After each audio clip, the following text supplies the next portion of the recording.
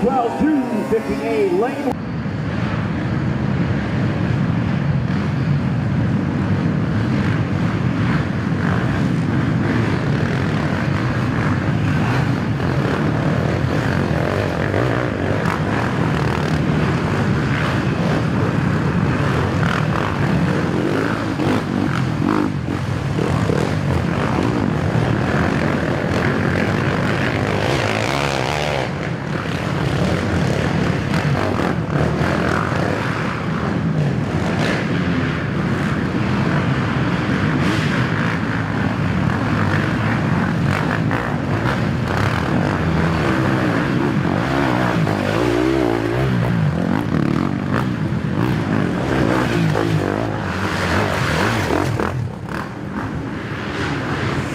I was not expecting that. The track is over there. Everyone went through the woods over there.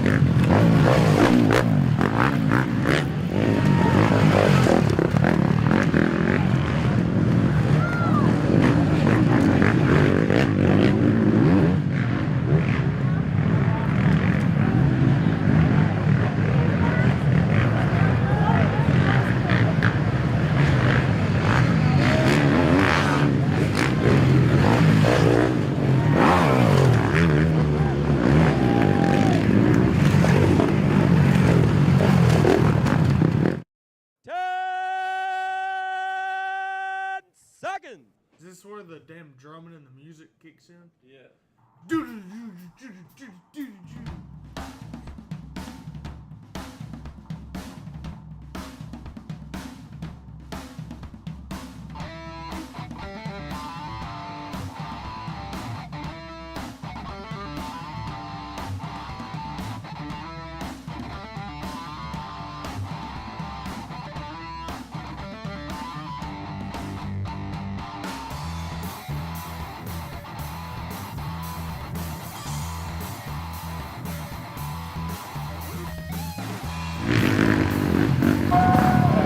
What is going on, everybody? Hello and welcome to On the Pipe podcast presented by Yamaha Motor Corporation, Yamaha USA. Appreciate you being here. Thank you for tuning in. Thank you for listening. Today is Tuesday, June the 24th, 2025, years after zero.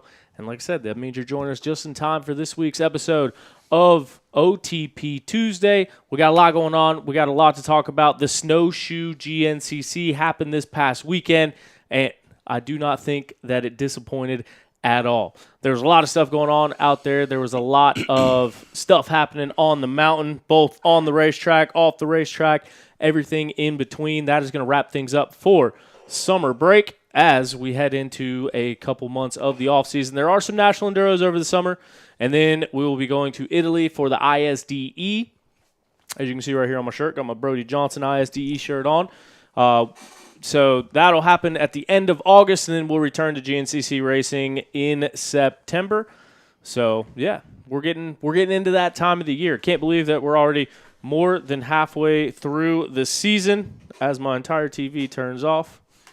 But yeah, so we got a lot to talk about, a lot of headlines, a lot of storylines going on. We got a new points leader overall at the GNCC series, and we're going to talk about all of that. We also have Brody Johnson and Jonathan Johnson. They're going to be joining us here in just a little bit. We're going to talk about results and then get the Johnson boys on the line. They were supposed to be on at 8 o'clock, but it is 8 o'clock right now. So we're going to talk about a little bit of these things first, and then we will talk to the Johansson brothers. One coming off his first ever XC2 podium with Brody Johnson on his Rocket Racing Honda, and the other winning another XC3 race aboard his Gas 125. So big shout out to Yamaha for supporting the program and being a part of everything that we're doing. This was the Yamaha Snowshoe GNCC, so super cool to be a part of that program and be riding my Yamaha YZ250FX around the mountain. There was a TTR 110. They got passed around all the boys on the mountain as well, so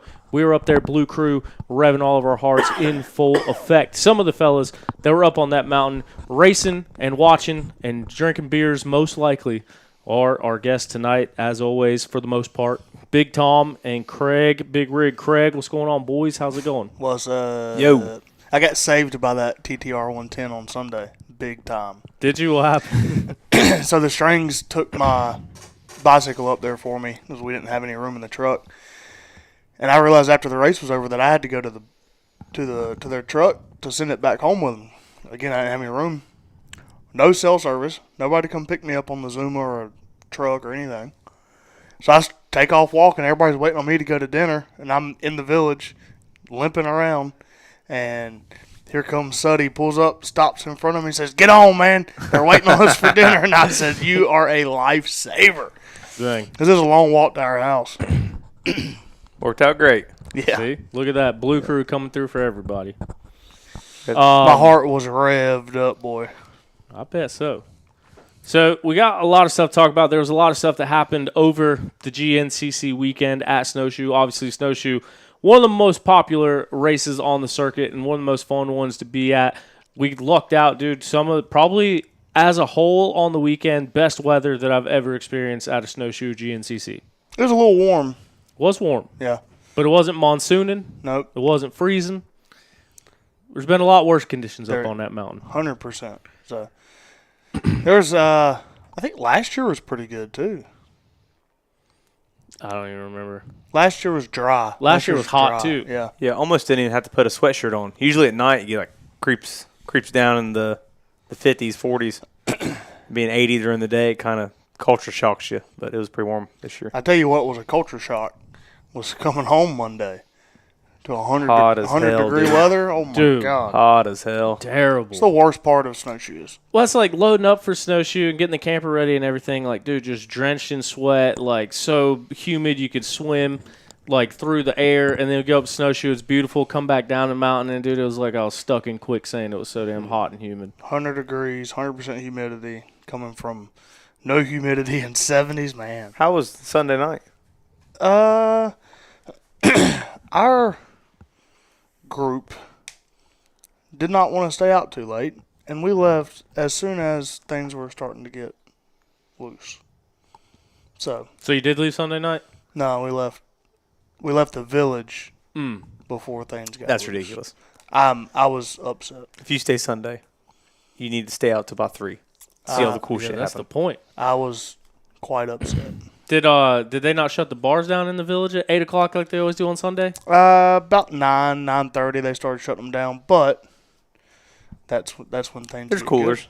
Yeah, that's when the party starts. I've seen some of the coolest shit ever after 9 p.m. at Snowshoe on a Sunday night. Dude, it's just it's cool to see all those guys kind of let loose going into summer break, and you hear some of the funniest stories. Like you hear everybody's open, right? Yeah. Everybody's talking shit, and everybody's having some drinks and having a good time, and like just I don't know, you can not find out a lot of stuff, but you can just hear a lot of stuff that's interesting. Yeah. Well, most of the fans are going Sunday night too, so they can like finally let their guard down and kind of relax and hang out a little bit. I think that's a big part of it too. Yeah.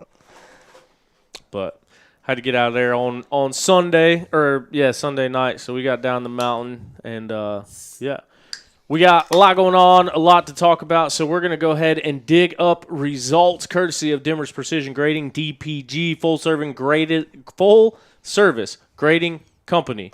In the Carolina region, no job too big or too small for DPG. They're clearing some housing lots right now. They're making the way for the new Charlotte Fire Department, the new Lincoln County Library. They got all sorts of stuff going on, and they can help you or someone you know with their next project. They're also looking for a big truck driver. Not a big truck driver, but a dump truck driver. So CDL, Class B, Class A. If you need a job, you're in the Carolinas. Big Rig Craig? I don't need a job. Hit them up, dimmersprecisiongrading.com or on the socials at Dimmers Precision Grading. So we're going to start things off while we dig up results. We're going to go over to the Donner Hard Enduro. This one is, in fact, part of the U.S. Hard Enduro Series. We do, in fact, have the correct results pulled up, and we are going to check in with them right now as we dig up these results with DPG. And then we'll get the Johnson boys on the line here in just a moment. So I know they probably tune in. So if you're watching this, Johansson's will be coming in your living room here in a minute after we go through the results. And then we got a lot of storylines to talk about. So this past weekend, it was the Donner Hard Enduro, which that's at a ski resort as well, right? Mm-hmm. Yeah. Yeah, it looked like it. Yeah. So, look, racing at ski slopes all over. Tristan Hart does what Tristan Hart does, showing why he's got that big old number 1 plate on there. He missed some rounds from injury. He has been a man on a mission since returning. He goes out, takes the win once again on his Red Bull FMF KTM. I also wonder why the KTM team uses Red Bull FMF KTM for their hard enduro and other teams, but on this side, it only says FMF KTM on all the things. What do you mean on this side? Like GNCC, like the East Coast Off-Road National Enduro, all the press releases and all that stuff, it doesn't say Red Bull. It just says FMF KTM. So Well, that's it. Well, he's a Red Bull athlete. Tristan Hart is. Yeah, but I mean, that's still the factory team. I don't know. Yeah. I was just thinking I about think it. it's because he's got the actual Red Bull helmet. I Yeah. believe that's why it's like that. Well, it says it for whoever else. I don't know. Anyway, I digress. In the number 2 spot was our brethren aboard Blue Crew. It was Cody Webb going out there and getting the number 2 spot aboard his Yamaha, I assume 252 stroke. He raced the 4-stroke, the FX last race out. But he goes out there, gets second place, really developing that thing, making it work. If you haven't checked out Cody Webb's vlogs about everything he's done to that bike, it's worth checking out. But he is making sure that thing revs his heart in that number 2 spot. And then friend of the program, Will Reardon, lands back on a podium on a Factory One Sherco in the 3rd place spot overall at the Donner Hard Enduro. In the number 4 spot, it was none other than Kamakana Waiole Kahalapuna. Do you think they have a nickname for him or no? You did way better at that than I was expecting. I'm pretty, dude. He's getting pretty. I want to get him on the show because I'm pretty sure I got it dialed. I just want to know how close I am. Kamakana Waiole. Waiole Kahalapuna. Where's he from? I think Alabama. No, that's a Texas man. The flying Hawaiian in the number 4 spot and rounding out the top 5, it was Ryder LeBlond aboard his Rockstar Energy Husqvarna. I wish I could tell you more about the Donner Hard Enduro. However, at Snowshoe, I had 0 service all weekend.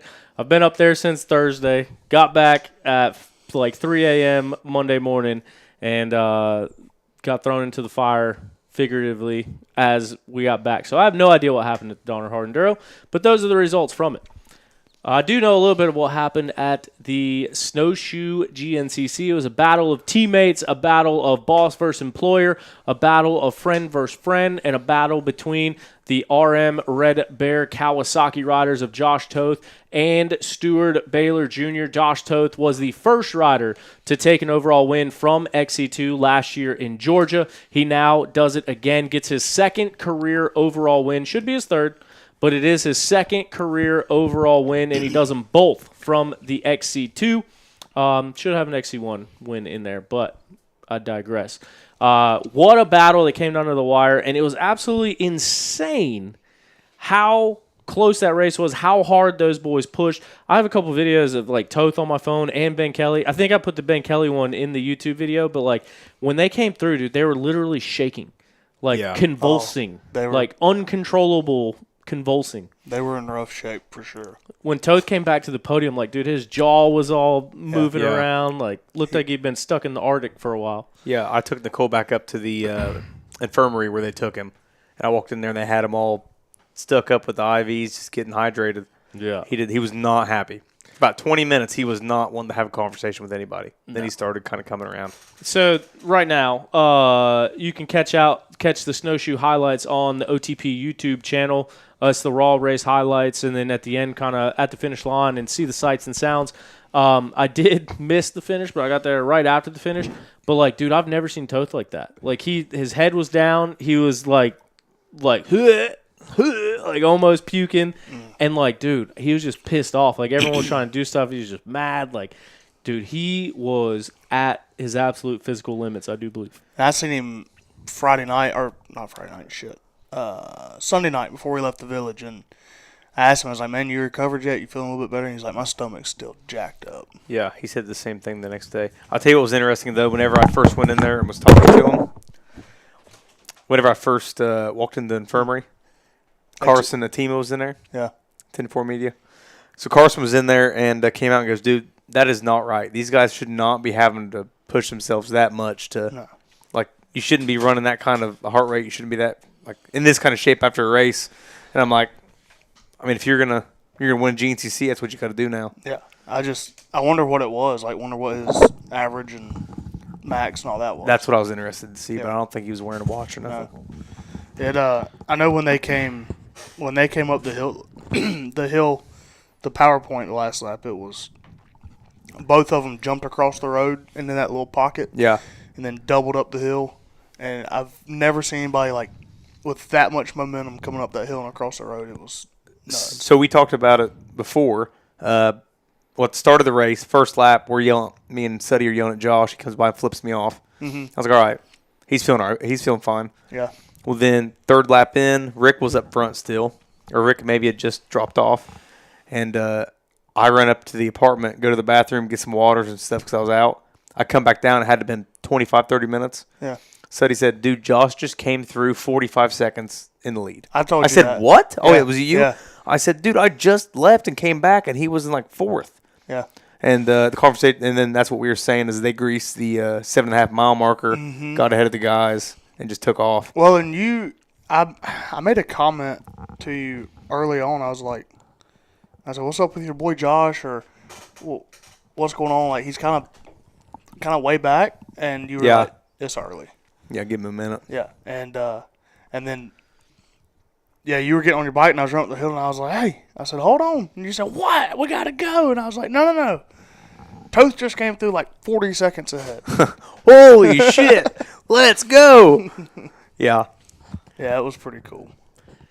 Dude, he is one of the most technical riders, so I don't know why none of us had him on our board for taking the win, especially starting row 2. But yeah, he just hadn't had the luckiest year so far. Just had some bike issues and had this, that, and the other happen, and it's good to see it all come together. And I feel like there's been so many times, which a lot of guys, how GNCCs are, and kind of how Rick's day started off. I mean, he was leading, and it looked like nobody could touch him.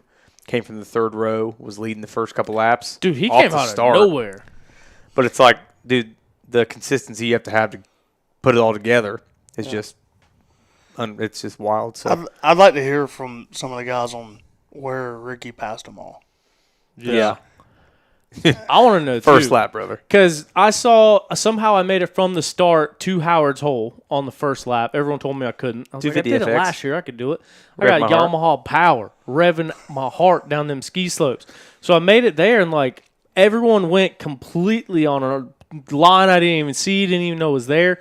My bike might have actually been in the way because I parked it so far off the track, and I was like, think I'm good. But then where they ended up going, they had to have went right past it. But I didn't notice Ricky then, but then I think my next shot might have been the PowerPoint hill at the 11. Or no, I saw him at the 6. So I Yeah. didn't get there in time to film it, but I saw him. And I was like, where the hell did he come from? Yeah, because he wasn't in your video. He wasn't in the lead going through Howard's Hole. Yeah. No. The first lap, we seen him at the 5, and was it me, you, and Suddy?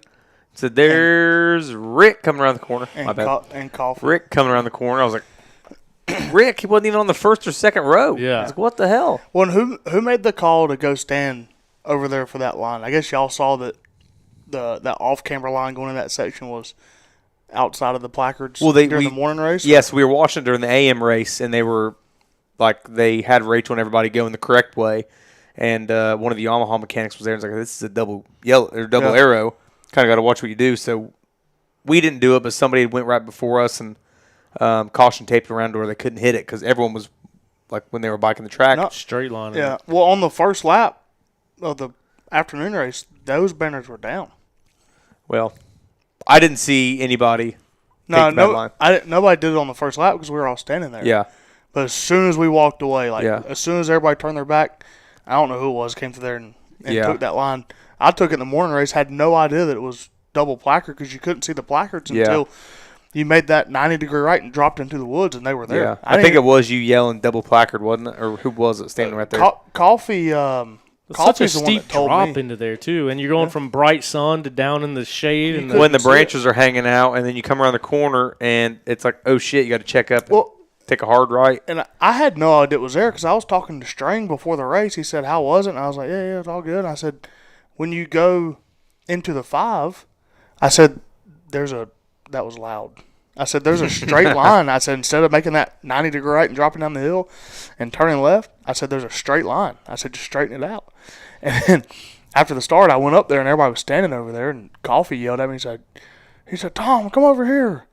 So I went, and he said, you better tell your boy to stay in the placards. And I was like, what are you talking about? And I looked, and sure enough, Double yellow. I was like, Double placard. Yeah. Yeah, because No good. one of y'all two told me about it because I went over there to film, and they had Yeah. the caution tape Yeah. up.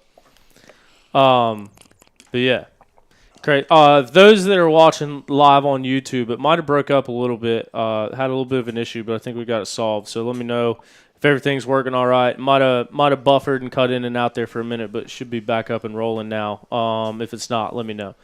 But yeah, just insane what was going on out there, and like I mentioned at the end of the race, I've never, like, maybe Florida 22 would have been the other time where I saw like as many people in as bad shape as they were at the end of the race. Like I said, Ben Kelly was shaking and Toth was shaking and Stu was like about to pass out. I don't know how he didn't pass out. He said he did. Yeah, in the they pits. said he Oh, collapsed yeah, when he when he went got off back. the bike. Yeah. Yeah.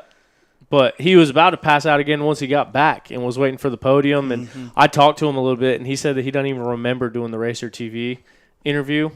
The one that got quite a bit of pop. Yeah. Yeah. Yeah.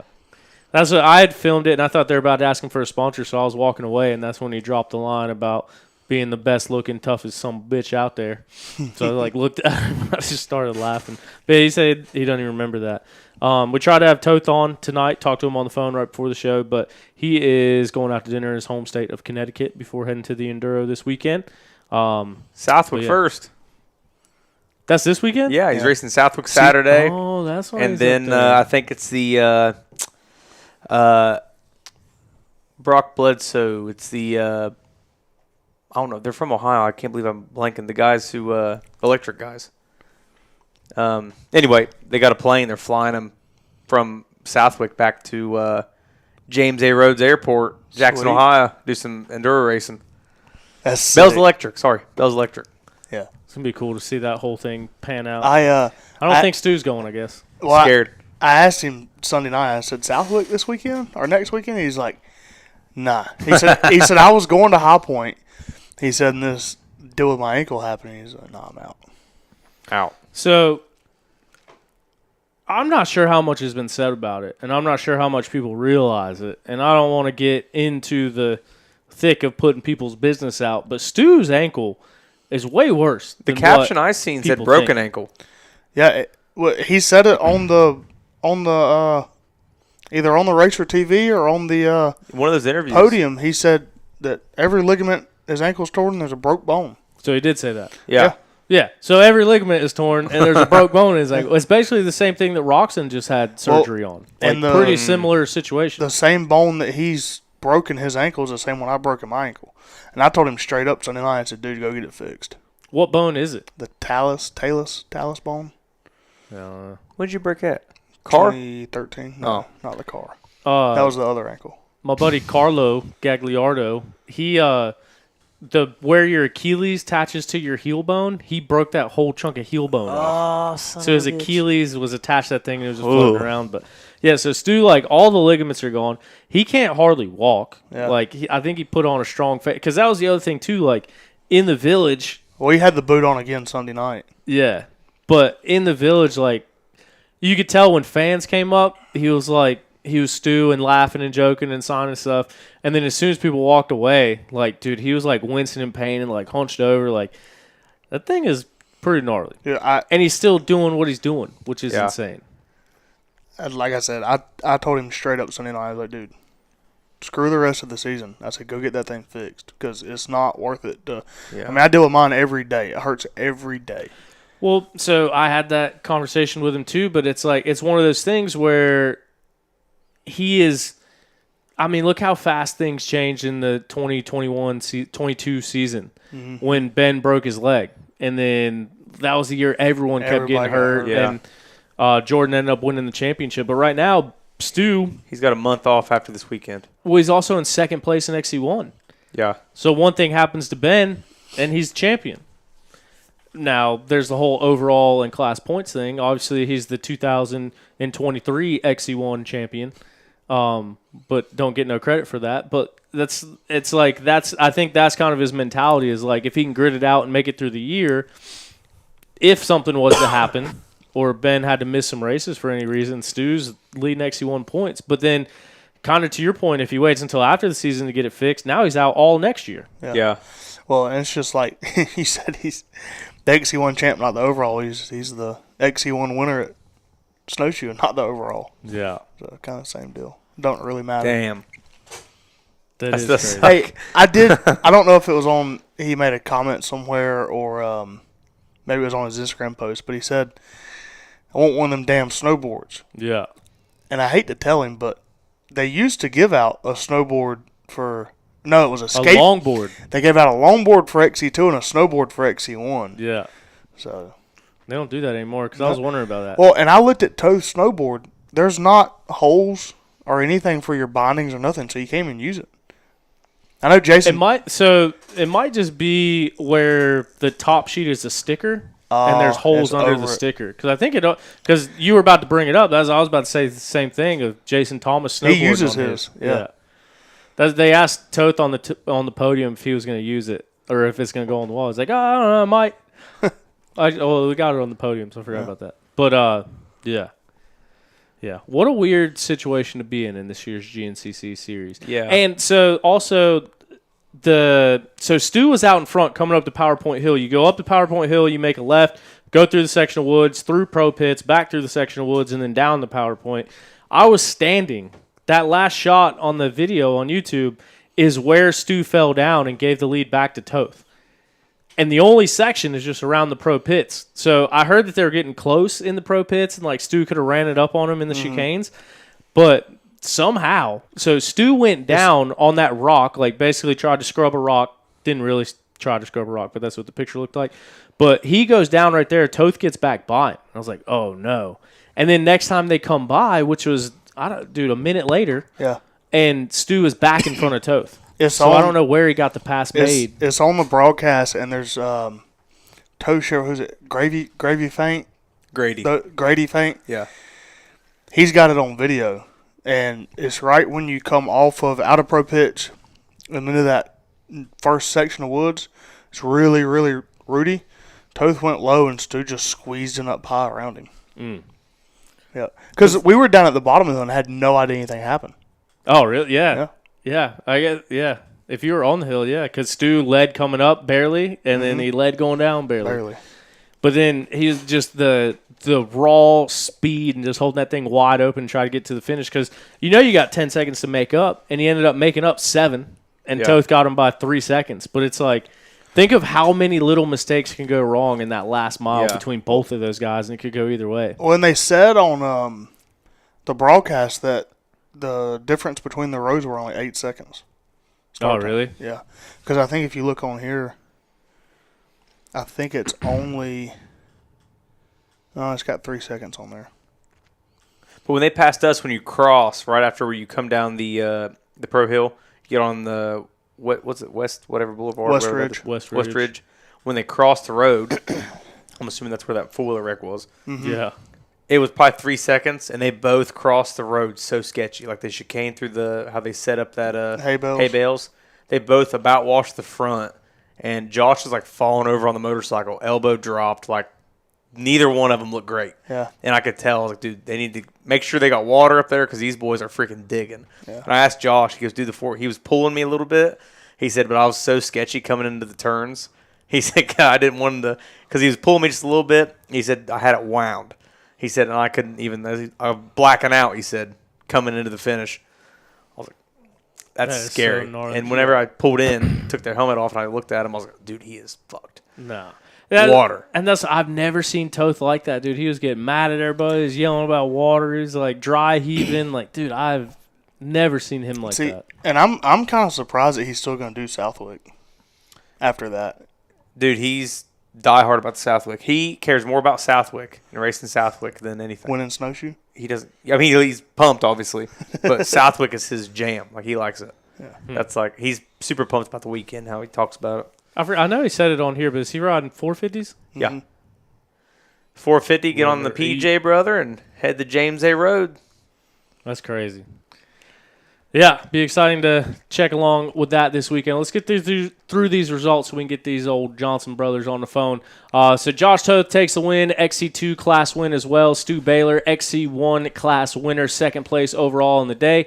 Ben Kelly hangs tough, third place overall, second place XC1. Jordan Ashburn battled down to the wire of his own with Grant Baylor, who was making in a push to try to grab that final XC1 position. But Jordan Ashburn ends up making it stick, grabs third place XC1, fourth place overall. That puts Grant in the top 5 spot, his best result since coming back from his injury this past offseason as well.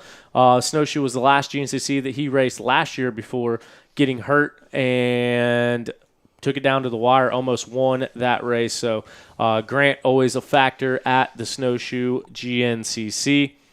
In the number 6 spot overall was your second place XC2 rider, Cody Barnes, who was looking good out there as well, riding really good.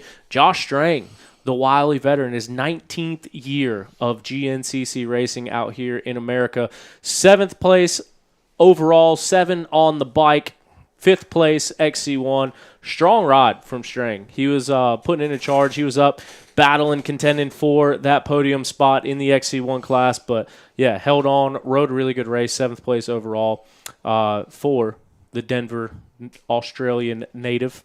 Brody Johnson grabs his first XC2 podium, gets the monkey off of his back. He has been on a tear at the Mid-East Hare Scrambles. He is the defending champion at the Mid-East Hare Scrambles. We've watched him have 2 back-to-back races out there. This last one coming down to the wire, making a last-mile pass over Caleb Russell to get the overall win there. And putting all that stuff together, getting the confidence back, becoming the Brody Johnson that we saw back in the 2019 era when he won the Top Am. So shout out for Brody Johnson. Super pumped on him getting his first ever career XC2 podium. Nick DeFeo in the number 9 spot, just off the podium in XC2.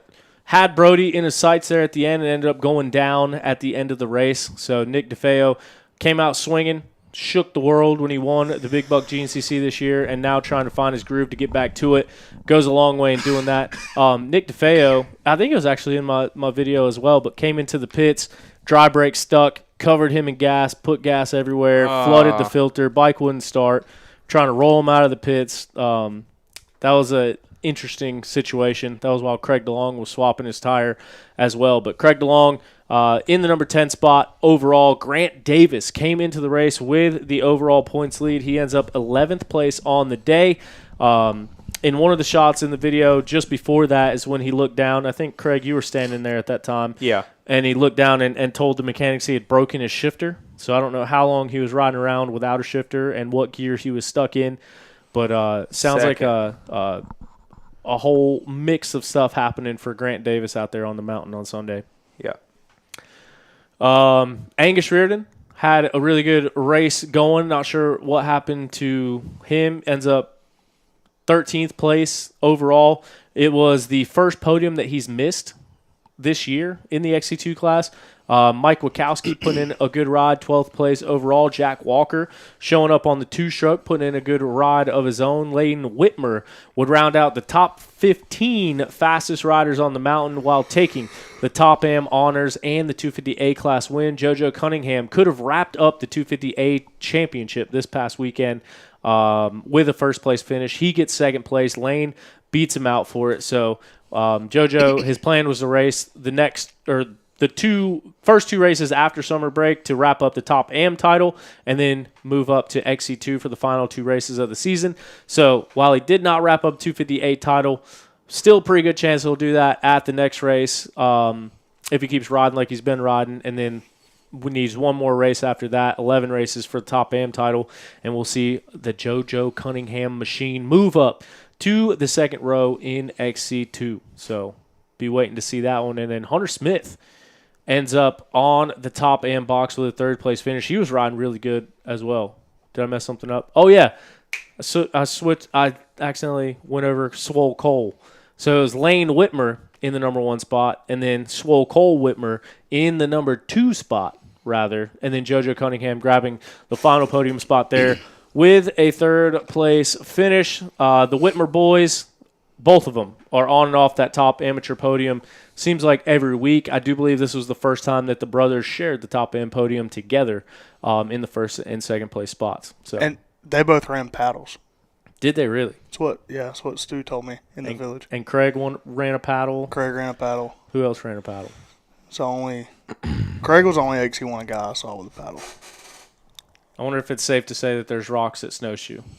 I don't want to say that a track is rocky and get chastised for it again. Even though it's Mason-Dixon, I rode over a bed of rocks the entire time, but there's no rocks there. I think there is rocks at Snowshoe. There's lots of rocks. I saw a couple. Yeah. Paddle. Interesting choice, dude. I don't know why people do it. I need to run one and see what all the hubbub is about. Yeah, Connor Smith used to tell me he could ride a MX-14 at Big Buck, and now people are doing it. So shit. They didn't have MX-14 back then. He called them Dunlop paddles, same shit. 12. I don't know. Dunlop They paddle. do look sick. They might have had 14s. It was 2019. I want to ride one. I've never ridden one. Never have I. Let's go get one. I would have never thought of riding one outside of a deep sand track. But apparently you're on it everywhere. Yeah. Breaking news. Shout out Moto Fro, dude. Got to see old Moto Fro several times over the weekend. I think you saw him a couple times. Yeah. Too. He went out there and I followed raced. him a bit in the morning race. In the race? Oh, really? Yeah. He had a fresh fro for the Snowshoe GNCC. Gifted us $100. Shoo! Jeez. Underfoot disappeared. We need to put out a beacon for Underfoot. Don't know what happened to him. Chat's been a little slow. Motofro jumping in, dude, $100. Some well-earned beer or RV gas money on an epic snowshoe weekend. Also to meet Craig at the hole and drag him on his vintage Honda. What happened there? Didn't have a Yamaha. He did drag me, 100%. What do you mean? I had the loud exhaust on it, and I was full tuck up the road, and I was swerving around and cruised right by me. What was he on? Dang. A Husky 300. Oh. I thought you meant I thought that thing broke down. He had to tie a strap to you or something. No, he just shit on me in a straight line. I thought y'all had a vintage bike drag off or something. No. Drag race. Dude, shout out Moto Fro, man. Really appreciate that. Yeah. That's the biggest one we've ever gotten in the chat. Got that's some clips one of tank of gas in the RV, though. Got some clips of him down there. Actually, Justin Griffin got clips of him coming down into the 5 mile marker. He was going to put some gangster rap music to it and send it to him, but I thought, he might be more of a Beatles guy. We'll just let him do his own shit to it. Oh, dude, Fro, he marches to the beat of his own drum, Yeah. man. I think he'd be happy with anything. I got some footage of him, too. I need to get over to him. But, so, Moto Fro, dude, I remember 2016 is when I started the Shep Shots thing. And that kind of what, led down this whole path that we're on now. And he always stood out to me because he always had that afro.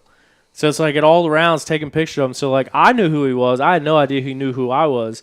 And it seems like over this past year or so, been talking a bunch and getting to get to know him a little bit better. He gave me a sticker pack full of vintage stickers. There were some Steel Creek stickers and some old school stickers in there. I met him whenever he was racing, probably 2013. My buddy Brandon Gehring's dad, Todd, he used to drive me to all the races, and I always used to see Moto Fro. Never knew him, but I knew there was a big tall guy with an afro cruising around, and I was like, look at this guy. Didn't he used to ride old Suzukis?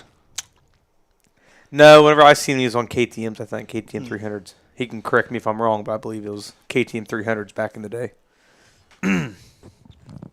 Yeah. Shout out Moto. Met a bunch of cool people going to these GNCCs over the last couple of years. Yeah, it's Last pretty wild, isn't it? 10 years. Made a lot of friends. There's guys this weekend, Colton Wilkes out of Indiana. He's always been a good buddy of mine just from meeting him at races. I met him 2014 Loretta's. Still a good buddy. Saturday when we were down at Howard's Hole, Yeah. and we went and stood with your friends over there. JJ Golden Dick. Sure, that guy.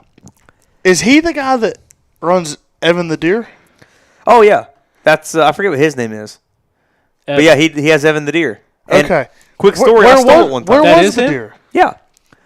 He didn't bring it because he didn't want someone to steal it. So, Nick O'Brien. So Real quick, Evan the Deer started. This was 2015, do you 16. know who Evan the Deer is? Yeah, so this past weekend, it was my mom just moved up from Florida. So I brought my mom, my stepdad, and my fiance, Mindy, to the race. And I actually had a full-blown conversation about Evan the Deer and how I was sad to not see it at Snowshoe. Yeah. Well, he said the reason was for people like me. I forget the fella's name. I met him a couple times, but I really just cordially met him this weekend. But JJ Golddick, a buddy of mine. And then we were sitting there talking. All the wives were there. They were all mud wrestling and shit, and we were just cutting it up. And he said, I know you from somewhere, the guy who owns Evan the Deer. And I said, yeah, in 2016, Nick O'Brien told me to take a photo with this deer and post it on my Facebook, and then you threatened to kill me. And he's like, yeah, you stole Evan the Deer. I said, no. All I did was take a photo with it, and I was supposed to make a joke about it, and I showed up to an OXCR the next weekend, and I thought I was getting jumped because I didn't know what Evan the Deer was at the time. It didn't have as much cred. Did you take him home? No, Nick O'Brien stole him, took him home, and I was at Nick's place changing tires. So y'all did steal him. I didn't steal shit. I wasn't up there. You properly stole him. I thought you meant just borrowed him for a little bit. No, they stole him. Nick stole him out of his car or whatever the situation was at an OXCR, and then we were at Nick's house the next weekend. I lived here, went up there for a race, and they said, take a photo with this deer. I said, okay, cool. I just posted up with the deer. They're like, that's effed up, dude. You better not let us catch you. And I was like, what are you talking about, dude? I show up, they're all giving me dirty looks. He's got 5,000 followers. Evan the Deer? Yeah. He's been everywhere, man. Yeah, that is the fella. I didn't put two and two together. I didn't know that was him. So the only reason I figured it out was the dude that had the mustache. Yeah, little dark complected fella. Yeah, whatever his name is, J-Mac or something. Yeah. It popped up on my For You page or something. I clicked on it. I said, yeah, dude looks familiar. Now here, go to the live and see. They're probably listening. They listen to all the shows. They're probably gonna comment and say nothing from him yet. But MotoPro did confirm that you guys were both 07 RM250. That's sick. So speaking of deers, I almost hit a deer on the first lap. Wish you would have.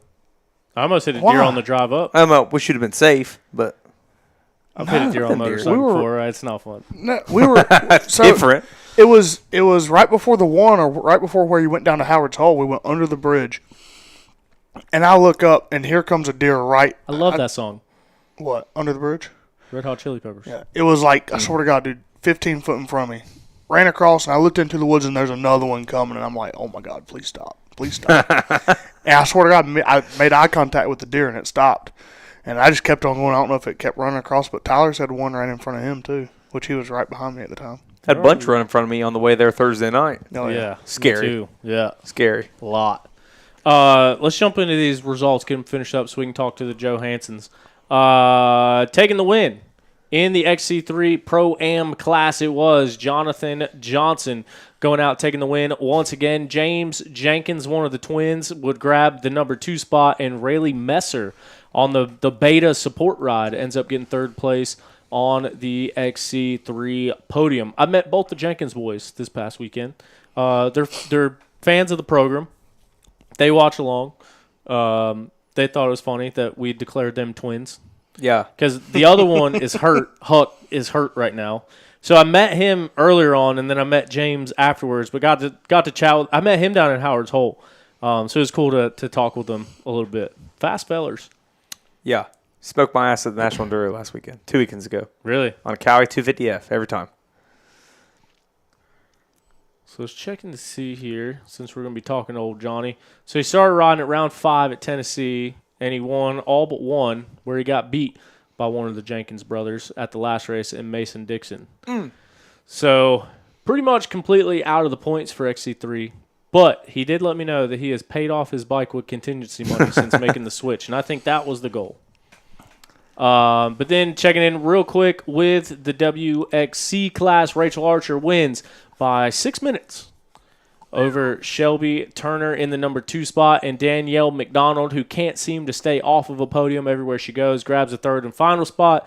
Corey Steed, currently locked in battle for that WXC class points lead, finished 4th place, had a gnarly get off from what I hear. Bike flipping, body flipping, all sorts of stuff going on. Jocelyn Barnes, who has also been hurt, coming back from injury. She comes back, puts in a solid ride, top 5 overall, just ahead of women's trophies team rider Ava Silvestri in the number 6 spot. So good ride there from Jocelyn Barnes. And her little brother Owen Barnes grabbed the 4-stroke A Lights class win, just ahead of Roland Olin Daniels and C.R. Wood, Caleb Wood. Got milk.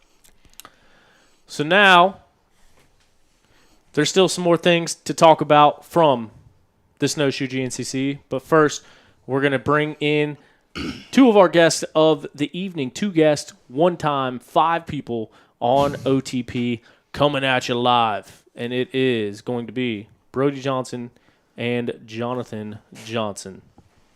Tom, do you remember trying to give JJ's wife beads at Snowshoe or at the Howard's Hole? No, because I didn't have any beads. This weekend? Am I calling? You were looking for something because they kept saying, "No, Tom, I'm married." Am I calling Brody or John? I guess Brody. That's who we've been texting. So we'll get Brody on the line. First, we'll check in with some of our comments. This is sponsored by Zach Tussle, who helps bring the show to you. Zach Tussle, Raymond James Financial. We're looking to the future while looking to the comments, and you can look to your financial future with Zach Tussle, who's a racer and a financial advisor and a Denver native, basically a neighbor of all of us up here. So, yeah, search him for Tussle Investments at .com. And, yeah, checking in with some of the comments here. Bama Boy, did T-Shep climb the meltdown? I searched for the meltdown and had a meltdown trying to find the meltdown. So I never found it. So I did not get to do it. Carson George, shout out. Young Ripper. T-Shep Tuesday is what he says. Bama Boy 145 said, how many pros ran a scoop? I don't know. We talked about it. I don't know. Definitely Craig. No, I thought we said somebody else ran them. Well, the Whitmers, but they're the Whitmers. amateurs. Yeah, I don't know who else. Also, meant to bring up during the thing, Brody Johnson, who we're going to talk to in just a moment here. The only privateer in the top 23 riders on the track this past weekend. Made me think about that. What about John?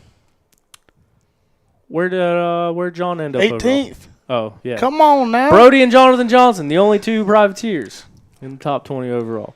We'll get back to the comments in a minute. We got a couple grumpy-looking camo hat boys sitting in the truck looking at us here. We're going to welcome to the program your favorite set of brothers from South Carolina, Brody Johnson and Jonathan Johnson. Boys, what's going on?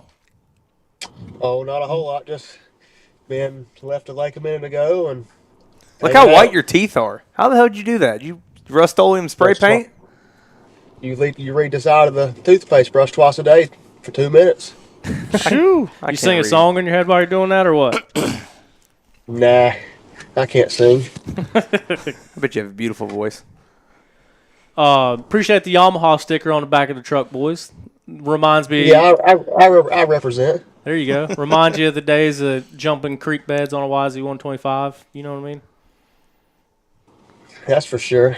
I figured y'all just looked at each other every time you saw it and said, "You and me are hauling ass." I ain't never heard that before. That's what Yamaha stands for. Yeah. You and me are hauling ass. What's up, John? Oh, not much. Working.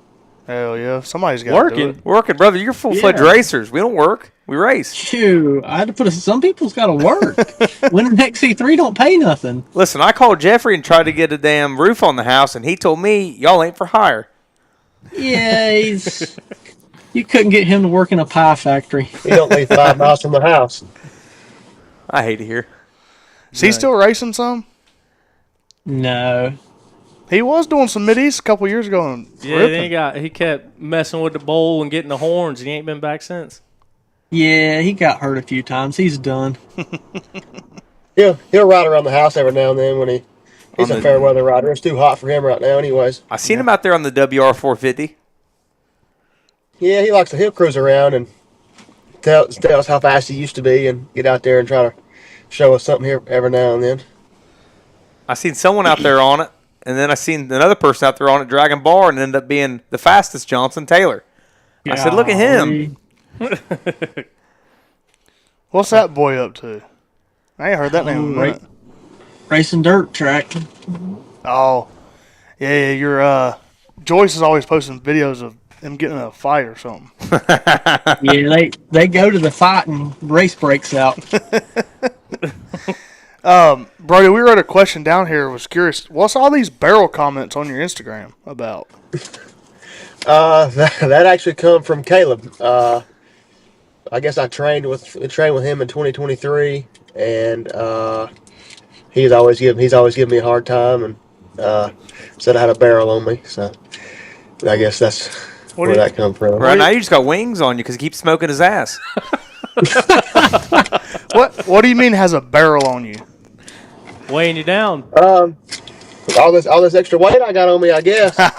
No, we was actually at the gym one day, and it might have been the first day in the gym or nothing, you know.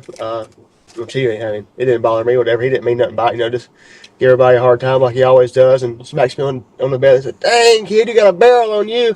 And, had to, which we do. We worked and got it off there pretty good, but it's hung around pretty good here lately. That's traction. Seems to be helping you out. Extra traction on the mud races we've had. Hell yeah. I hear you. There ain't no barrel on John over there. No, he ain't got much on him.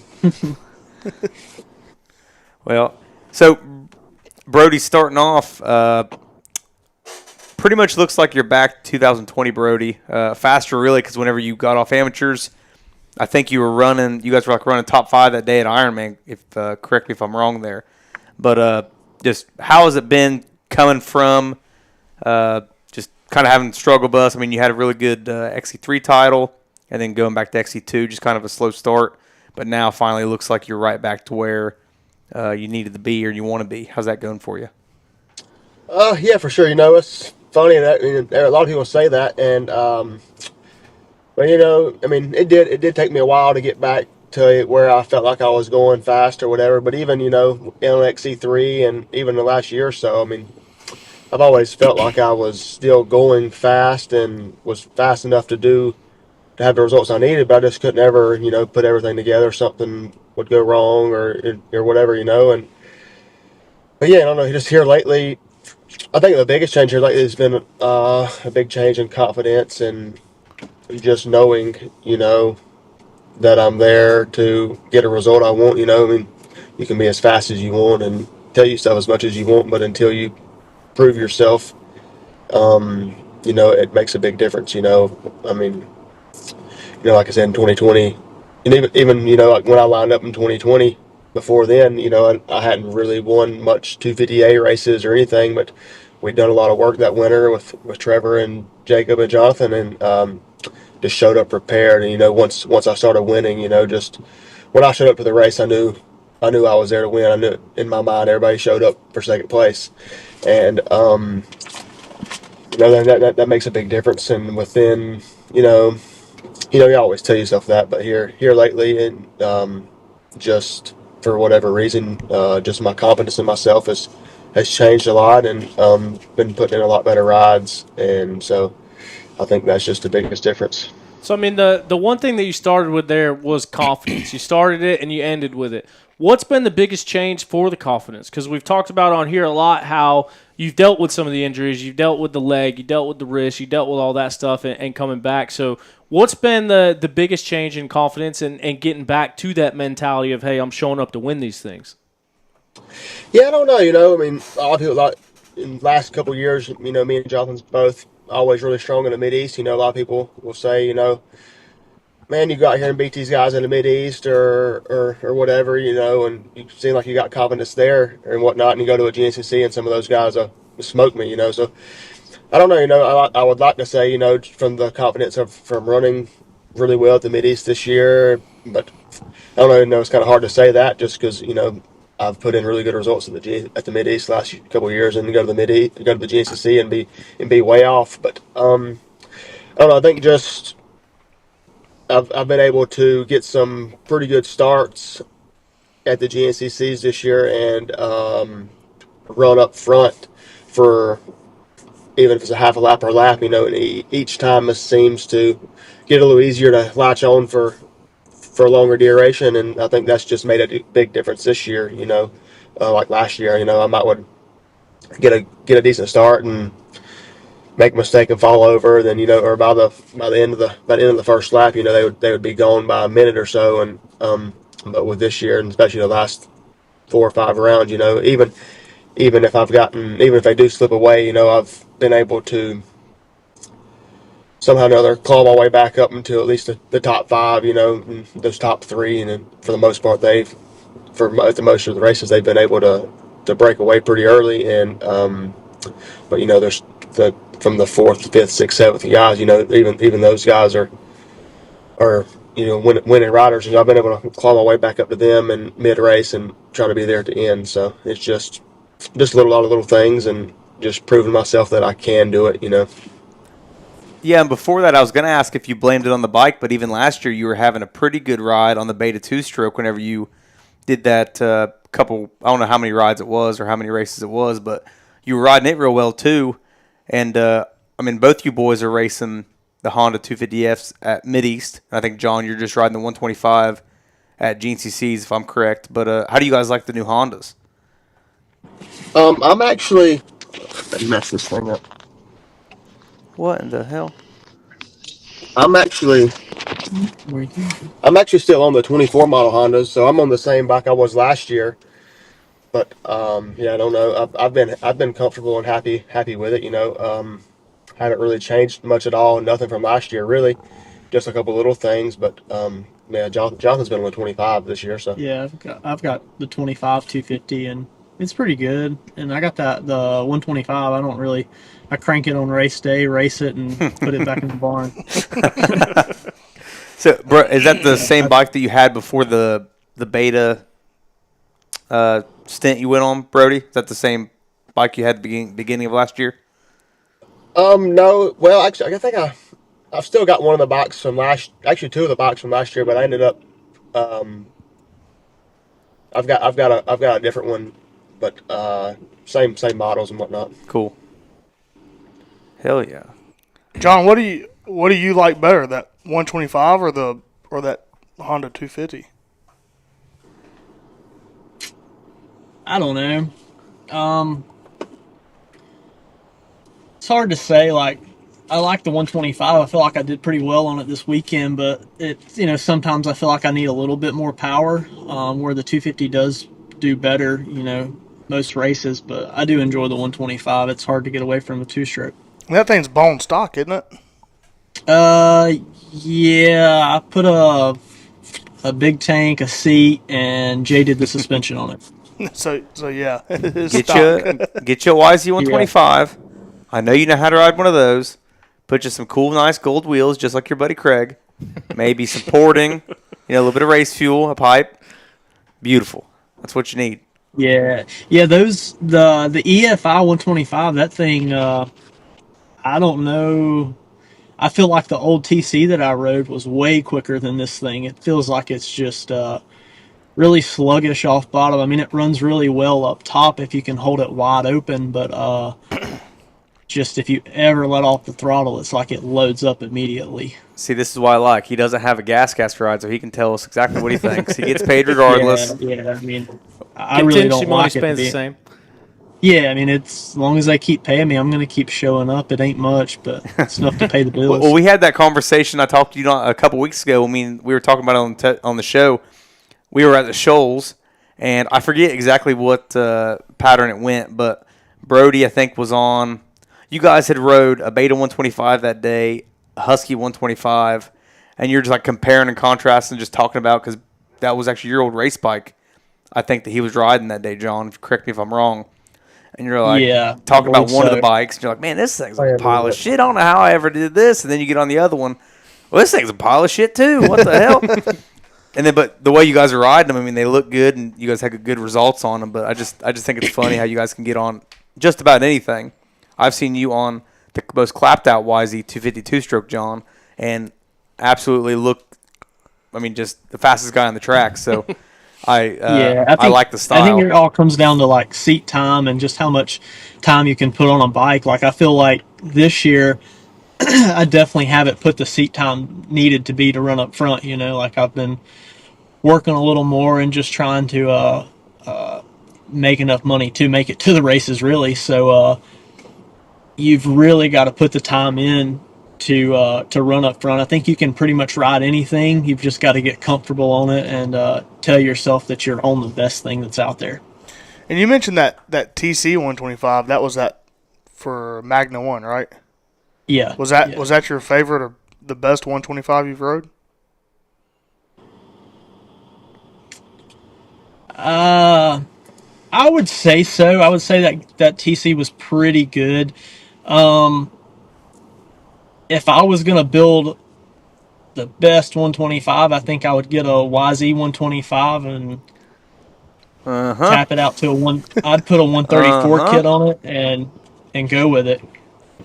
You can't I don't do think that. that'll be XC3 legal. Yeah. Well, there's just nobody protested me yet, so I'm not going to do what I want. Go ahead, boys.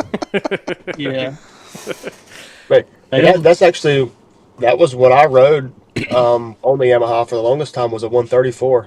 And when I guess that's back when it was still 200A or whatever they called it. And I rode it in AA a lot at Mid-East.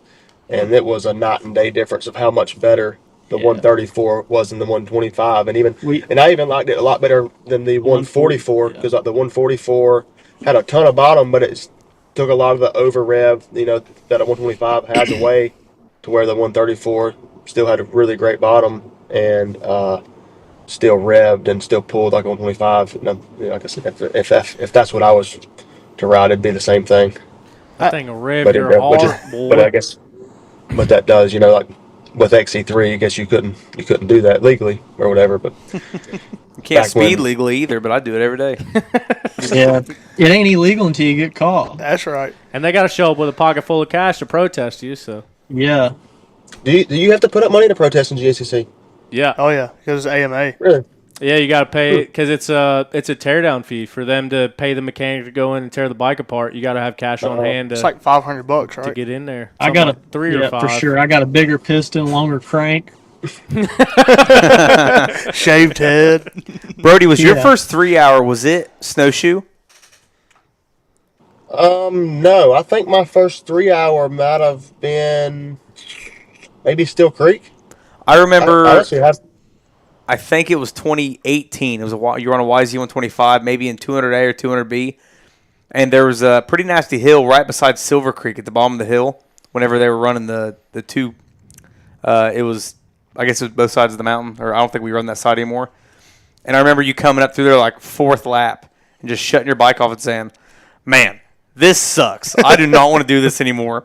And it was a pretty gnarly hill. I think you got stuck at the bottom, and maybe you'd ripped all your knobs off, and you looked at us, and I think I had like, I don't know who all was with me, but there was a bunch of local North Carolina guys. "Man, this sucks," you said. Yeah, I don't even remember that, honestly. I know I do remember parts of running both sides of the mountain, but I don't remember back then. Yeah. I was just, Dude, we just show up to the race and ride. That east side was nasty. It was rough. The roots were so bad over there. Yeah, I was actually talking to somebody. When you're going back down the mountain, you can see that field way across on the other ridge line. I remember I was telling somebody that we used to come across that. We used to zigzag on it. Yeah. Yep. That's a runway, isn't it? Yeah, okay. Well, I guess it was That's very 2018 the last off-camber. year we done that. I guess. It's flat. The one I'm thinking of was on the side of the hill. You came down and then you ran up the hill and then back in the flats and up the hill. It's where Yeah. they used to do Yep. the Okay. Yamaha. Because I remember there was like a gnarly University. root section Yeah. right before we come out of that field. For whatever reason, I just remember that part of the track. And then I guess that's been a good many years ago now. you exited the field and there was a gnarly downhill. That was real rooty. I don't know. 2019 was the only year that I did that side, and I wanted nothing to do with it again. But I still think we should run all of it just because it's sick. I mean, it sucks. Yeah. but Yeah, I wish they still done that. That was a cool Oh. aspect of Snowshoe. I guess it could. A lot of Snowshoe was really fast this year. Mhm. I guess it's been the same for the past few years, but I mean, I think I was in sixth gear looking for seventh, and it just didn't have it. It seemed fast this year.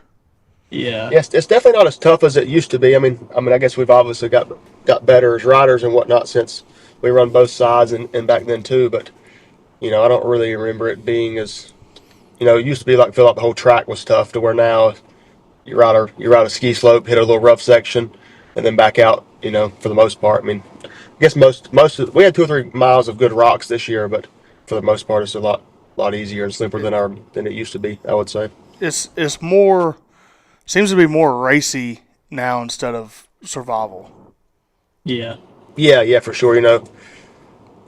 A lot. That 1 mile section around the 7.5 was a kind of pretty survival section, but other than that, it really, a lot of the rocks aren't much different than somewhere like the Boy Scout camp or whatnot. They don't have rocks there.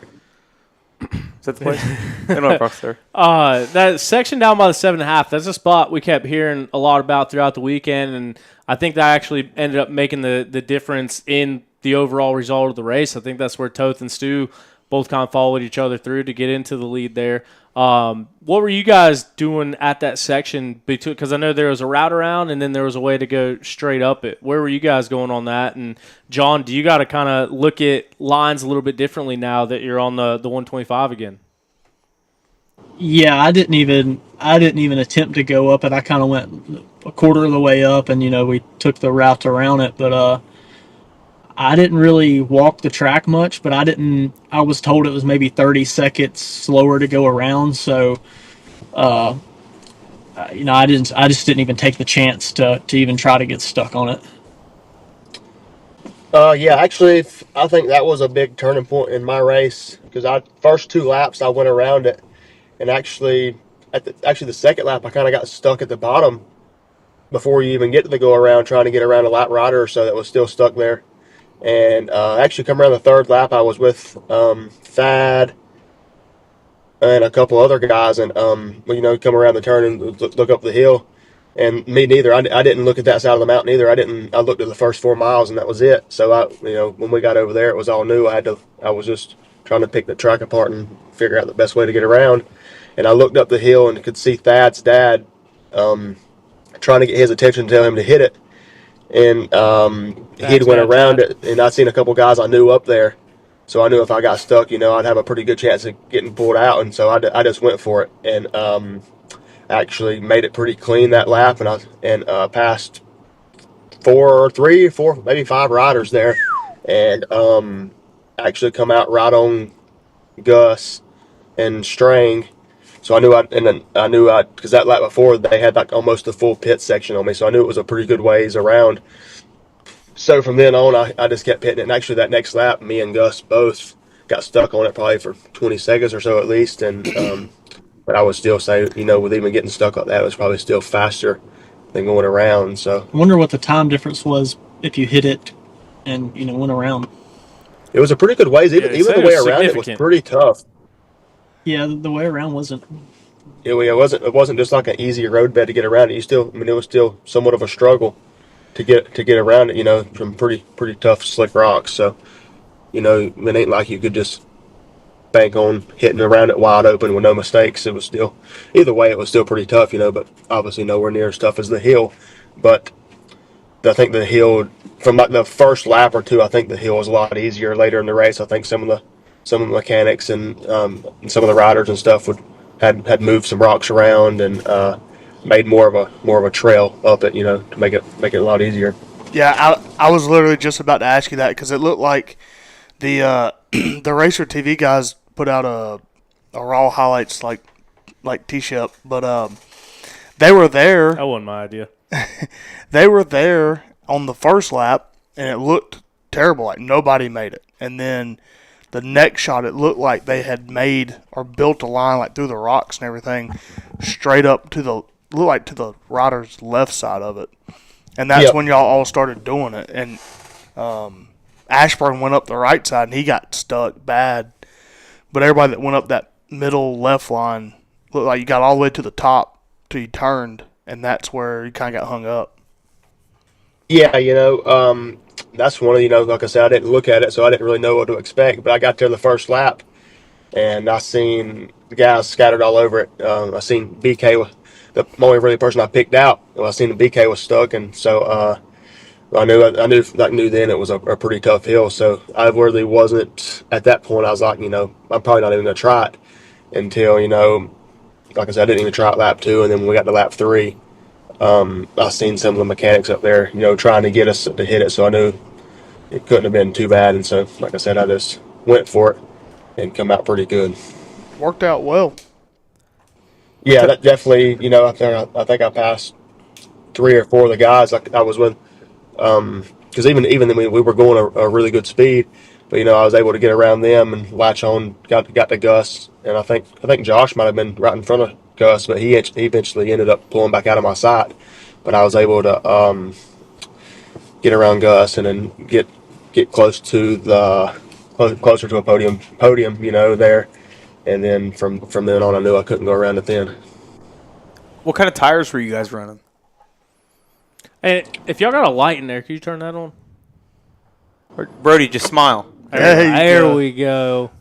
Don't let It's your getting battery. dark out here. Yeah, don't let your battery die. Everyone keeps taking the calls from cars, and it's right when it gets dark I'm coming to find out. So that's our fault. I run a 91. Bridgestone M59 front and a EN91 rear. No gummy? And I think Jonathan run Bridgestone front and rear. I think it was a 31 front and rear Bridgestone. Yep. Yeah. So do y'all run the same tires at every round, or you kind of swap them up a little bit? Seemed like a pretty definitive answer. No, actually this year with doing our own thing, we were able to get with Taylor Bonecutter at Bonecutter Off Road, and she's I guess I'm not sure exactly what tire she carries, but she carries Dunlop and Bridgestone. So we've been kind of going back and forth between them. I think Jonathan's run. I've run Bridgestones at pretty much every race. And I've run the Bridgestones pretty much everywhere. It's Bridgestone front pretty much everywhere, and but I've run a Dunlop rear a time or two, just having better knowledge of the Dunlops. Did you run a 14 in Florida?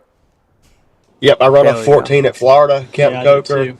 and I run one at Mason-Dixon as well. Not at Snowshoe, though, right?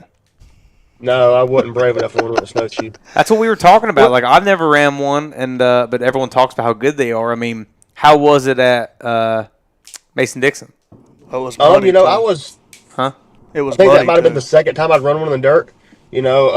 With Grant and everybody running one and doing really well on it, I'd kind of got curious myself, and I had the 14 laying around from Florida and Camp Coker, so I put it on and raced the Mid-East. Actually, I raced the last two Mid-East on that same tire, so it had like 4 races on it, and it was still doing pretty well. So I knew, I seen the rain in the forecast for Mason Dixon, so I called Taylor and got her to throw a paddle in the van and change it at the race, and just went on a hope that it'd be good, and it turned out pretty good.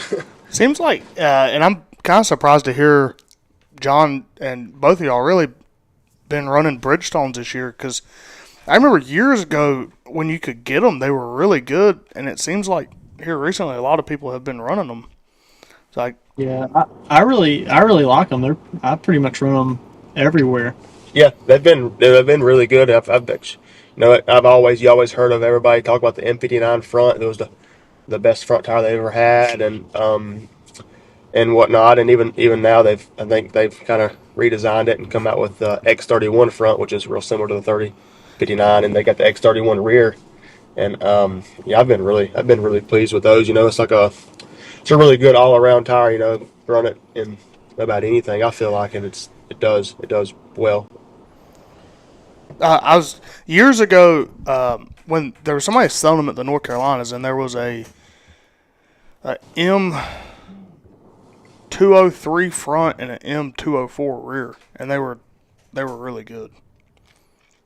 Yeah, I've only ever run the 31s and the 59. I actually plan to maybe try to do a little more of like rear tire testing, because I know they make an X20 that I think is pretty good, and I think it's an X40.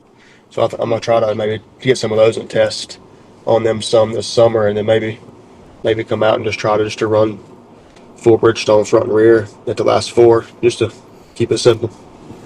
There you go. Well, Jonathan, you started out the season in XC2, raced a few of those races before going back to XC3. Obviously, both of you guys former XC3 champions back in the past for both of you. This year coming into it, like it seems like a big part of the reason for going back was, like we mentioned, like contingency, and you racked up every win but one this year since you moved back to XC3. Was there any thoughts before the season of doing the whole season in XC3? Because now that you kind of swap back and forth, it makes it hard to get into the points just because of the XC3 races that you missed. But was there any consideration to run the full season in that, or was that kind of a game time decision going into Tennessee? No, there was no. I didn't even think about XC3. I bought 2 Hondas before the beginning of the year, and bought both of them off Facebook. Went through them. Hell yeah, brother! And I got them ready, and was really just banking on racing XC2. And by about round 3 or 4, I hadn't made no money really at all, maybe $200-400, and I told myself if I was going to keep going to these things, I was either going to have to make some money or go get a real job and a haircut, and I didn't like either one of those ideas. So I called Taylor at Bone Cutter, and I just started shooting the idea of getting one, because I looked it up, and I think in order to win contingency wise, you've got to get on the podium. 3rd place in XC2 pays the same as winning XC3, and that was just really a no-brainer for me. So y'all made the same amount this weekend. Yeah. So I mean, probably made. I got to steal some of his money. He owes me. Probably made a better bonus. Probably made a little bit more from. Did you have a gear bonus? Yes, I believe so. I'm pretty sure a podium bonus from Focus X. Yeah, so probably made a couple $100 more for getting 3rd in XC2, but yeah, I honestly don't even know what I made. I haven't even looked at it, so I have no idea what it is. I mean, if I win, Brody's making too much money to count. He's saying over there. I ain't making enough, so I don't even want to look at it and cry. Go to bed crying that I didn't make enough. Going bankrupt. Well, you got to make those creative lines at the Mid-East, so you got to make sure you're making some money. You got to do what you got to do. I'm financially embarrassed. Well, speaking of that, I think the question burning on everybody's mind is how y'all been doing in the Thursday night thunders, the bass fishing. Is that not paying the bills by now or what? Absolutely not. I quit. I went one time. I went one, maybe twice, and that was enough for me. No, we put a septic tank in today and went to the lake, and that's about all we did today. Nice. Ain't even been fishing. It's been too hot. Brody, there was a few comments on your Instagram post, and I'm sure there's been a lot of talk here recently with your results being so good. Have you been knocking on the doors of some of them semis? Yeah, I've tried. I've reached out to a couple of them, but some no answers, and some, just seem to not really have an answer right now. Don't really know of. I guess I don't know if they're really got just figured out what their riders are doing or whatnot. But as of right now, haven't heard anything as far as for next year. Other than we'll let you know. Here soon if we have anything or not. So yeah, I'm glad to be able to head into summer break with a podium. I think that may hopefully can help out because I need I needed a good result bad. So. Hopefully that'll help out. Like I said, nothing as of right now. Well, don't quit blowing their phones up. I'm telling you. Yeah, that's for sure. There's you gotta let them know that you're interested. A lot of times, a lot of people can see you're doing well on what you've got, and think you don't even want don't want anything else. But definitely open to some rides and support next year. That's for sure. And if they quit answering your call, star 67 them. Tell them to get somebody else to call them for me and ask them what's going on. Pick up your mama's phone, your daddy's phone, every number you got. And let them know your second series has to be Mid-East over there cleaning shop on everybody. They'll try to send you to the National Enduro or something stupid like that. Hell no, brother. Yeah, that's for sure. We're Mid-East racing. We're making money. I really like the National Enduros too.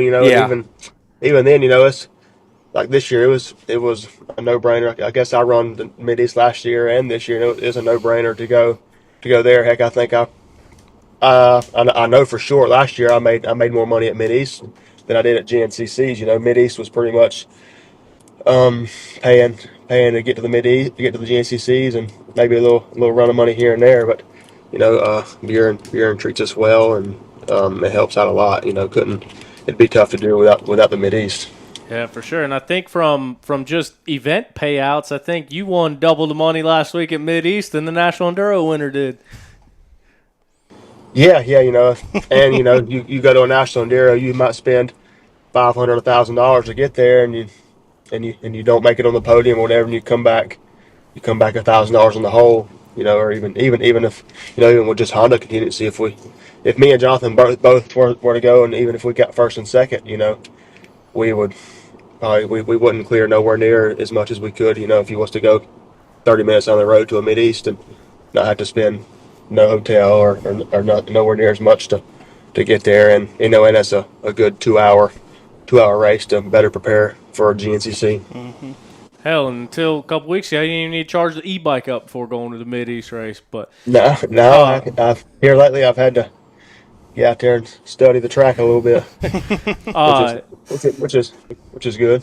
Yeah, John, we've talked quite a bit about your training program or lack thereof or whatever. I know it's been one thing that you and I have kind of laughed and joked about, but like sitting here, like Brody's been having a lot of success at the Mid-East and now getting on the podium out there. Like you're the big brother in this situation. What's the balance between, like, obviously you got to be proud of each other. You guys train together, you ride together, you race together, you travel to the races together. But it seems like here lately, little brother's been taking off, man. How we got to get back up and get that little blonde boy reel back in and get back out front? I'd have to sling my leg over a bike during the week and train a little bit to do that. But, I've just been slacking, working a little bit, and probably just not 100% into it right now, just working and not really riding all the time. Yeah, and I know last year was kind of a tough situation. You guys were both under the beta semi there for a while, and John, I'm not sure how many people know it or not, but you actually had a deal going into this year that to stay on beta that ended up not getting fulfilled, I guess is the word that you say. But you guys were factory teammates there for a while. Both you guys had success on the beta 2 strokes. And now at this position that you're in, like looking for a ride and doing that, like what's the thoughts on that? As far as I know, we asked if you were talking to different teams or anything like that, but I mean, I guess where do you go from here? We mentioned you guys top 2 privateers in the top 20 overall, and really on the whole, like results and winning, you guys seem to be putting up the best and the most results of anyone that doesn't have a ride. So it's like, I guess where does that kind of leave you in looking for one, and then kind of trying to make your way back into those factory spots? Yeah, I had a 2-year deal signed with Beta going into last year, I guess, and they come in and cleaned house and fired everybody pretty much, and I guess that's a business decision on their end. It didn't really work out well for me or anybody on the team. It did suck, but I had to just reevaluate kind of what I was doing. I really probably wanted to quit coming into this year, but I ended up buying some bikes and without a paycheck coming in last 3-4 years, I made decent money with those guys, and absolutely amazing team. Like I had everything that I could have ever asked for, like more parts than I could ever use. Like bike was phenomenal every weekend. They kept it like perfect. So no complaints there, but I'm not really sure why we got let go, because it wasn't just me that got fired. It was, the whole team. And so that happened, and then just had to get on the Hondas and kind of go about it that way. But I don't know, maybe lost the drive because you're having to pay for absolutely everything now, where everything was free and pretty much given to you. So you've got to, in order to run up front, maybe top 10, 15, you've got to wake up in the morning and you've got to go train. Like there's no getting around it. There's no blue pill that you can take. You've got to outwork them, and that's what those guys that's running up front are doing. So that's what it's going to take to get back up there. But I think where I'm at in XC3, I can go to work during the week, ride maybe once here and there, and show up and still make decent money, or enough to pay for something that you like to do. Yeah, and there's something to be said about the freedom that it gives you. Like obviously, I've never been on a team, nothing like that, but outsider looking in, like seeing Josh do the Sipes program, kind of the last 2 years, and like Rick's kind of on a similar thing. Obviously, he's just doing that. What's he doing? GNCC and National Enduro, I believe. But I think there's something to be said about the freedom of using contingency money and your own sponsors to be doing your own thing. I don't know what you're laughing about. Do you need one RKO'd through the? You want RKO'd through the camera or what? What's up? I just watched my steak walk out of this steakhouse that we're at here. Oh.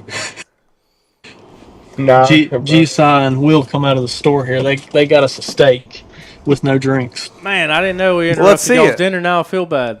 Why don't you show us something? What kind of food we got? Is it tomahawk? Look at this. We got ribeyes. We're eating. This is what happens when you win races. You get the steak. Might be a little cold.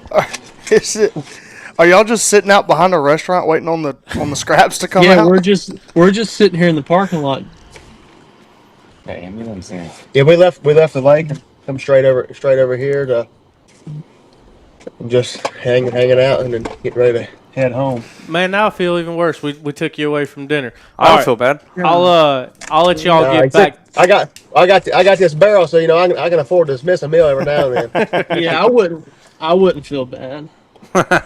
We ain't got nothing else to do. You guys heading to Mid-East this weekend? Brand new track. Yeah, we plan on being there for sure. It's gonna be a hot one. Where's it at? It's that new one. I think it's over 3 hours away from the house. So Yeah. It's by Durham. actually, I don't know. We'll probably just come up Sunday morning. Even since we since we race at 2, so still won't be too bad to get there. As long as we get there by 12 or so. There you Maybe go. check out the first mile of the track and a little bit at the end, and be ready to go. Perfect. Last question, man, then I'll let you get back to it. Once again, sorry for making you miss your steaks. I feel bad. I thought y'all were just you're hanging good. out by the house or something.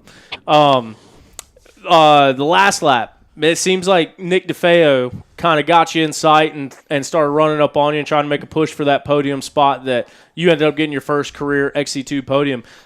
Did you know how close Nick was? And when you did realize he was behind there, what was the thought process of trying to make sure you got to the finish line first? No, I didn't really know exactly of where anybody was, at. I knew I didn't have them by a whole lot, but I did know that I was on row 4, so I had a pretty good idea that anybody did to catch me, they would be on one of the rows ahead of me, so they would have to pass me and put at least 8 or 10 seconds on me. So, I wasn't really worried. In that last lap, I was in a place to where I probably could have pushed a little harder the last lap, but I was in a place to get my first podium, and to where I really needed a good finish. So I was going fast where I needed to, and taking my time, and in the rockier, rougher sections, I didn't want to. I've had a year at Snowshoe to where I was running really good in on top amateur. I guess it was 2018, 2019 or so, and ended up breaking my chain guide off coming out of Howard's Hole. So, I had that in the back of my head. I didn't want to do nothing stupid that last lap, with a pretty much a podium in sight. So I was just doing whatever I thought I needed to do to be able to get to the finish line. And I think we around the 10 mile marker or so, we'd pretty much got out of all the rough stuff, and was actually at the bottom of the mountain getting ready to hit the roads all the way to the top to the pits. And I heard somebody coming up behind me, and I didn't have a clue who it was, and was hoping it was one of the XC1 guys that I'd passed earlier in the race. And actually I looked back 2 or 3 times to make sure, and eventually realized it was Nick. And from there out, I pinned it.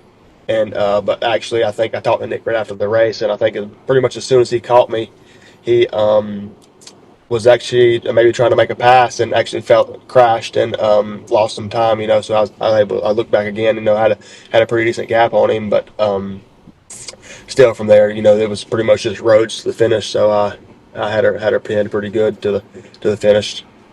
Well, good deal, man. But so in another situation like that, I'd probably, because actually I wasn't too terribly far off Cody for a second, which that might have been close to in grasp, but that would have been tough. I'd had to been taking some chances, and I wasn't really in a place to where I wanted to be taking too many chances and do nothing stupid. Being that close to a first podium. Now that I've got one, I might be able to take a little more chances to maybe try to get a second or something. If that's in sight, but. Yeah, and that's kind of like I had to double check with old Jeffrey out there to ask if it was your first podium, just because the way you've been riding, the way you guys have both been riding. I know Johnny's been on the XC2 podium before, right? Yep. Yeah, he's won one, so I gotta get a win. Well, it made me second guess it here with the pressure everyone looking at me. But no, that's what. So I knew Johnny been up there, but then like I had to double check with Jeffrey about your first podium, because it's like I couldn't believe that was the first one based on how good you rode. And I mean, you had a lot of top 5s last year, some top 5s this year. But it's kind of like I said before, now that you've done it, I think it kind of makes those next ones a little bit easier now that you know it's possible. But yeah, it's cool to see. And then I think Craig's got something for you. Yeah, you guys can't say nothing about not having a factory mechanic, because Jeffrey was over there at the 5, and he said, man, I think Brody's there right behind Cody. And Cody comes through, and he started counting. He said, man, he was about 20 seconds off. And you came through about 45 seconds or maybe a minute almost off. And he goes, I'll go ahead and write 18 on there, give him a little bit of confidence. Go get him, boy, 18 seconds. You're right on him. I tell you, he's probably watching right now, and he is one of the world's worst about that. We'll be a mile from the finish line, and he'll say 5th place, minus 25 or minus 20, and 3 minutes later you go to the finish line and it'll say minus a minute and a half. And I just add 20 seconds to whatever he tells me. He but in the moment, you don't ever know. So you gotta trust him and at least think it's true. So most of the time we're gotta make them want it. Gotta keep them hungry. Keep them hungry, boys. That's what you gotta do. He's over there sitting over somebody else's tent. The guy shows up. This your tent? Yeah, you're all right though. Well, it's hot out here. I have to take a seat. Can't do no complaining about him. He's he's a dude. He's been with us every step of the way, and he probably there's been many a times he wants it more than we want it. So any time we're slacking off during a race or something, we'll be having a problem. Still out there giving it all we've got, and you come around the corner and you can just see he's mad as can be. So he really wants us to do as good as we can. So that makes a big difference as well. Oh, 100%. Well, cool, man. Speaking of being hungry, I know y'all got some steaks and some styrofoam right there for you. But before I let you go, obviously I got your shirt on right here. I got my old Brody. That's a nice looking shirt you've got. Oh yeah, I got my old Brody Johansson shirt on right here. I know there was a debacle with someone trying to hijack all your ISDE funds, so I give you. I wanted to shout out your ISDE thing, so that way people know which one's the real one. They're making sure you're getting the money. Yeah, for sure. We still got that going on. Still got a good many shirts to sell and some hats, and even doing a bike raffle, and actually planning on I think I'm gonna try to get a set of replica ISD graphics to put on the bike I'm raffling off, and make another post about that. Because still got a good many spots left on that. I'm probably gonna, like when I first started, I didn't really know of anything of when I was gonna do it. So I just kind of didn't really give nobody a whole lot of information on when, but I think I might try to raffle that off by August the 1st before we head to Italy. So hopefully we can get some more tickets on that and fix it up a little better for whoever wins it, and sell some more shirts and get over there in Italy and see how we can do. Well, tell us what it is. Shout out your what's your Venmo? What's the real Venmo? It's BS Johnson 235, which I think that other one may be gone now. But if it's not, the profile picture on my Venmo is a picture of me on the podium. I think it's from 2020 actually, on a Honda on the podium. So I know the fake one had a picture of the bike. So, but I think it may actually be gone now. I know we reported it a couple times, but as far as I know, I think it's gone. So I need me a shirt. Hopefully I didn't get much. Not gonna lie, kind of a smart move by them. I'm not happy about it. I'm not happy about it, but it is good. Good move. Man's got to make some money. Hey, gotta make it somehow. Send an extra large with T-Shep this weekend. I'll send you the Venmo real quick. Yeah. Need me one. All right, well, good deal, boys. Appreciate you taking the last-minute call, jumping on here and chatting with us. Congratulations on all the XC3 wins you've been racking up, Jonathan, and then congratulations on the first podium of the career this past weekend, Brody. Yeah, thank you. Hopefully we can be there at the last four, fighting for 4 more podiums. Like you said, once you got it done once, they say it's a lot easier to do it again, but I don't know. I can't tell you if that's true or not. Hopefully we'll find out. We're going to find out. Well, hey, man, I'll see you all over in Kidderall, North Carolina. I'll be the red, sweaty, chubby guy with the microphone. Yep, we'll see you there. All right, see you, boys. See y'all. Yep, thank you. See you. Yep. So that was the Johnson brothers, Brody and Jonathan, both joining us to chat about their weekend's success. We talked about them quite a bit on the podium. Brody shouted us out on the podium this past weekend, which I thought was pretty cool. But just good family, good people, and you hear the dynamic with Jeffrey chasing around the track and pushing them and all that stuff too. The first message I got after the race was Joyce asking me for any pictures or videos of Brody's podium. So just a cool family, and like I said, man, they're both killing it at the Mid-East, and now fighting to get back on those jobs. But you heard it here.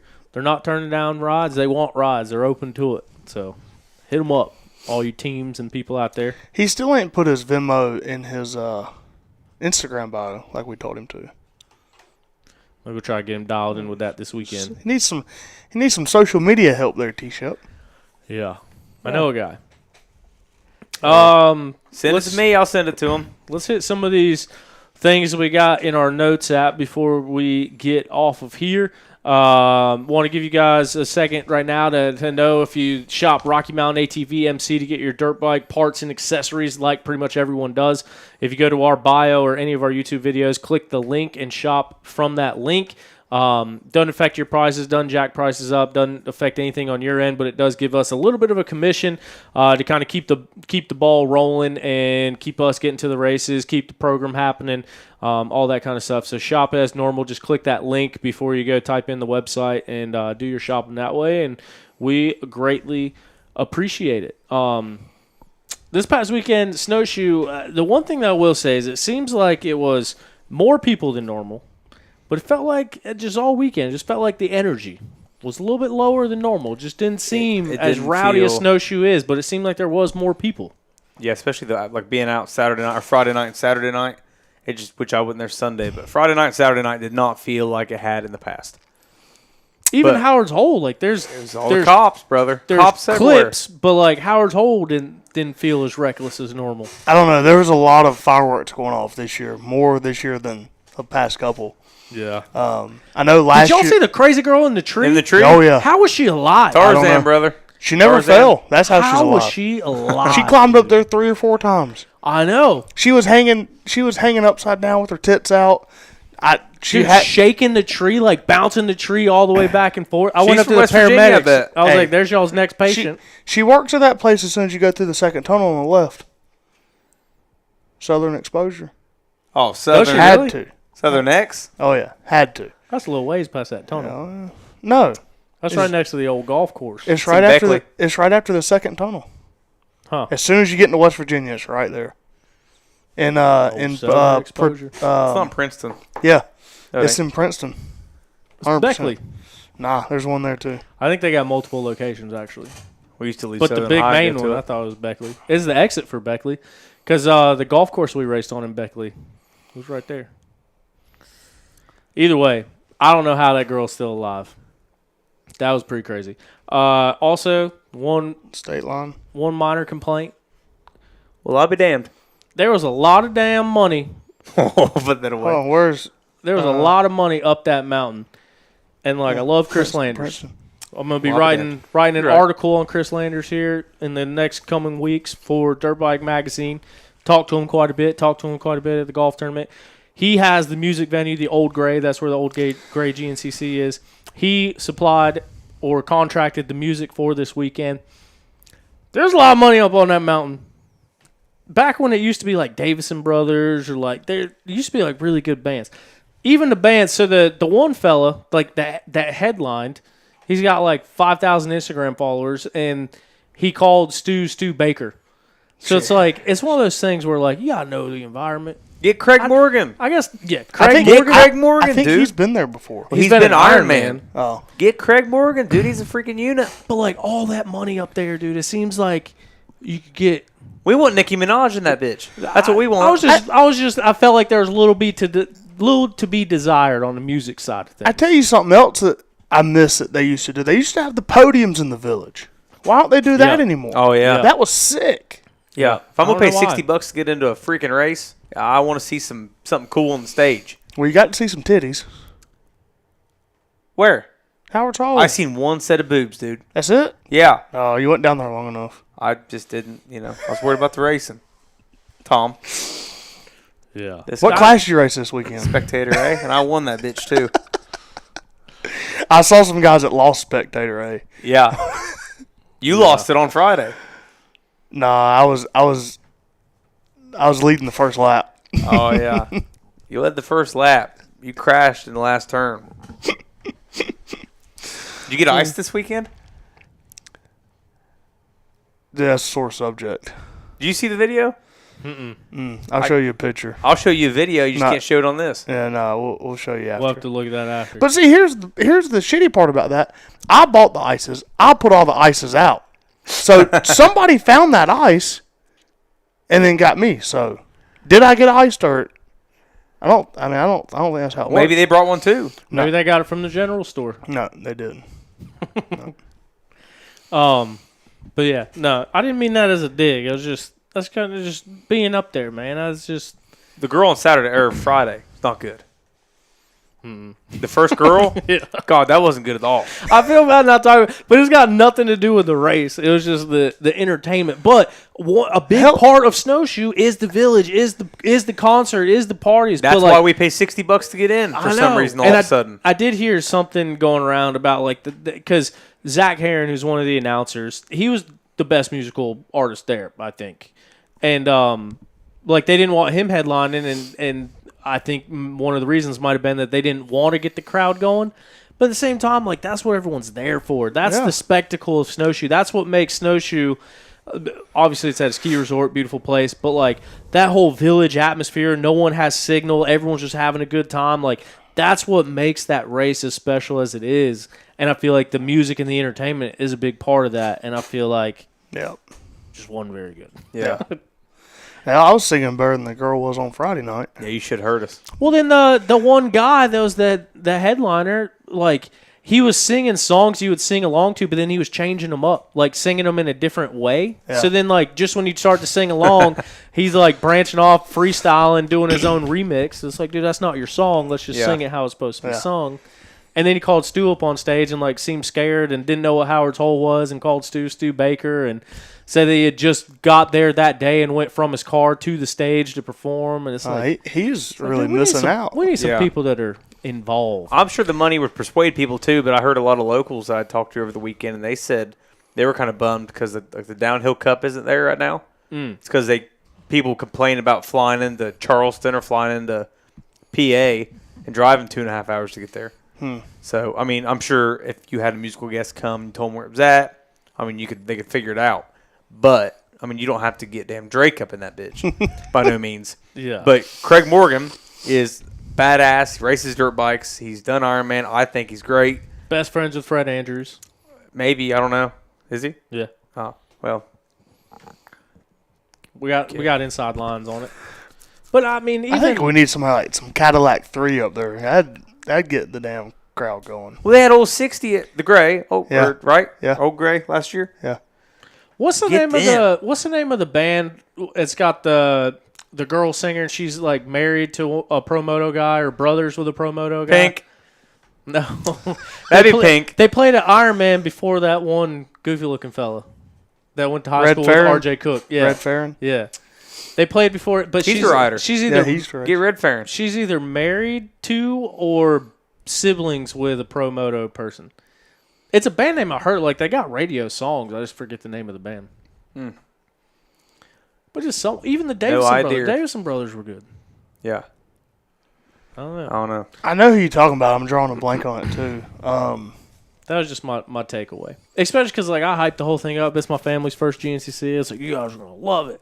And then we're like sitting behind the stage like, you guys ready for bed? Well, that's what I talked about, because I feel like I'm getting so damn old, because 2018, 2019, I've been 19, 20, 21, and we'd be out till 4 in the morning. Oh yeah. Like that was the thing. Like, you were out all night. You go to the condos over on West Ridge, or kind of right on the other side of the Getting into roofs, getting into water towers. being stupid. We did do that one year, didn't we?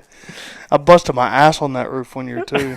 You leave the bars, you go to any room you hear music coming out of, you go knocking on the door and you just walk on in, you start partying. Yeah. But it's not, Anyway, for me, I can't stay up long enough. I'm damn old. And probably one of the reasons for that is all the houses and rooms and everything were so expensive.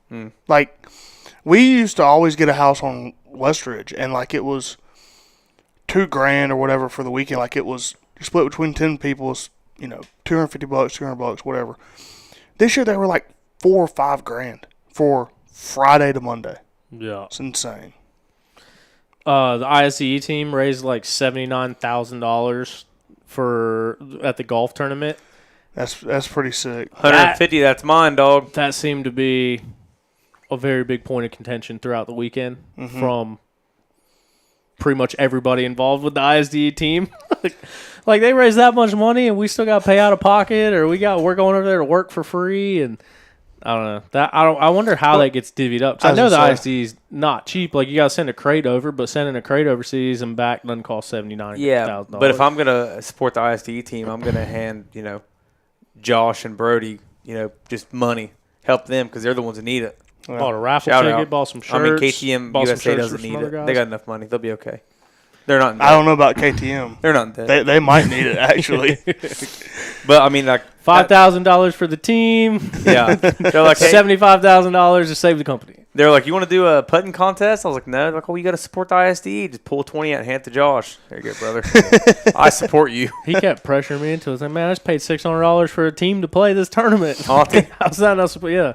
Yeah, he's like, you want to help your buddies, and I was like, you're good, brother. With your $20. I went all the way down there, dude. Didn't have my wallet, and I was driving down the mountain. Tell T-Shep, shit, I don't even have my wallet. I tried to get a beer. Did you leave it with Chris's? No, he thought mine was his, and I just didn't have my wallet with me. Maybe you. No, you said that already. I absolutely did not have it. I left all my shit right there on the bed, and I just got up and You walked didn't out. let me finish. You were gonna say maybe I stole his wallet, and I have his wallet. And maybe you accidentally. Battery exhausted. Yeah, we're out. We're dead. I'm kind of tired too. Uh-oh. The laptop's about to die too. It'll be all right. I guess we pretty much got most things covered on here.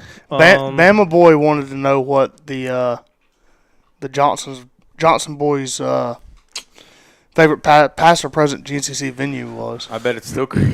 Yeah. I don't know. Well, past or present would probably be Snowshoe for Brody. Yeah. Or Big Buck. The boys, it's just like a Mid-East. Yeah, I think there's a lot of people that miss Snowshoe. Still Creek.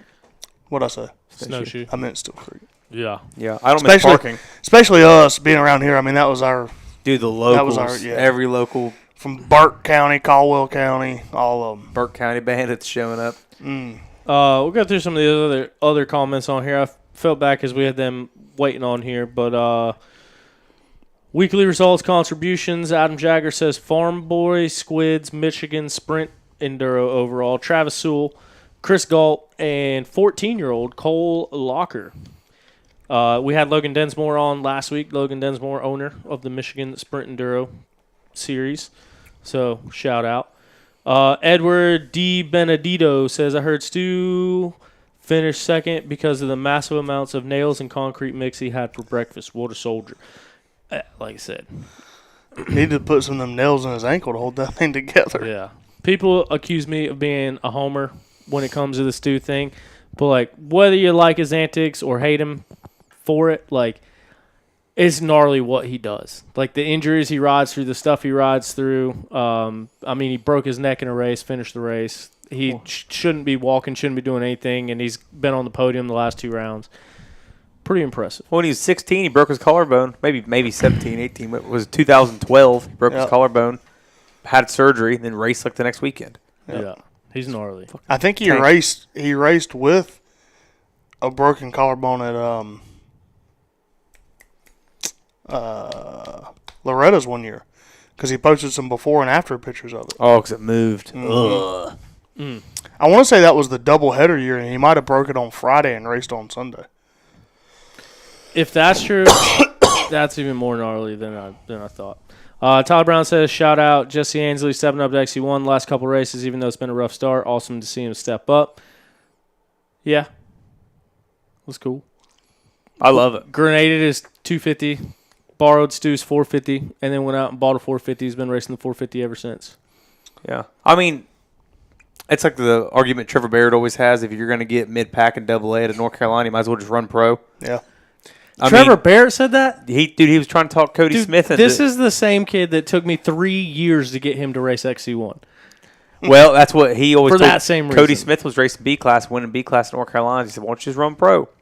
But I think it's cool for Jesse because I mean it promotes the vlogs. I mean I think it's if you're going to run pro class, and I mean the 450 is more durable than a KX250F as we've seen all year. So I think it's sick. Well, he made a comment down at Howard Toll Saturday. He was like, I said, you going to run the 450 the rest of the year? And he was like, yeah, probably. He said, it's all pretty much one class now anyway. We're all racing each other, so might as well start ahead of half of them and have some more power. Yeah. And keep my bike together. You only get paid for the top 15 overall anyway, so if you can hang on and ride your way to a top 15, get a little money in your pocket, as Ricky Towery would say. Speaking of Ricky Towery, this coming weekend, I don't know what our summer break show schedule is going to be like. Just going to throw that out there now. If there's nothing going on, I don't know what you expect us to talk about every week. We'll figure it out. There'll probably be some shows scattered in. Maybe we can get some more like longer shows with people, like more in-depth interviews, and do that whole thing. But this coming weekend, we should have a special program coming out. I believe we are going to be doing a show on location with the founder and the owner of the Mideast Hair Scramble Series, Bjorn Hamrick. We've been talking about it for years, but I do believe this weekend we'll be doing Bjorn Hamrick and Ricky Dean Towery together. So should be a good show. A couple off-road legends that we'll have in there. But yes, for the rest of the summer, I'm not sure what our schedule will be. We'll put some stuff out. I don't know if we're going to do a weekly program when there's not a lot of stuff to talk about, but I'll keep you updated as I learn more. We'll definitely do one next week because there's National Enduro this weekend, Mideast this weekend.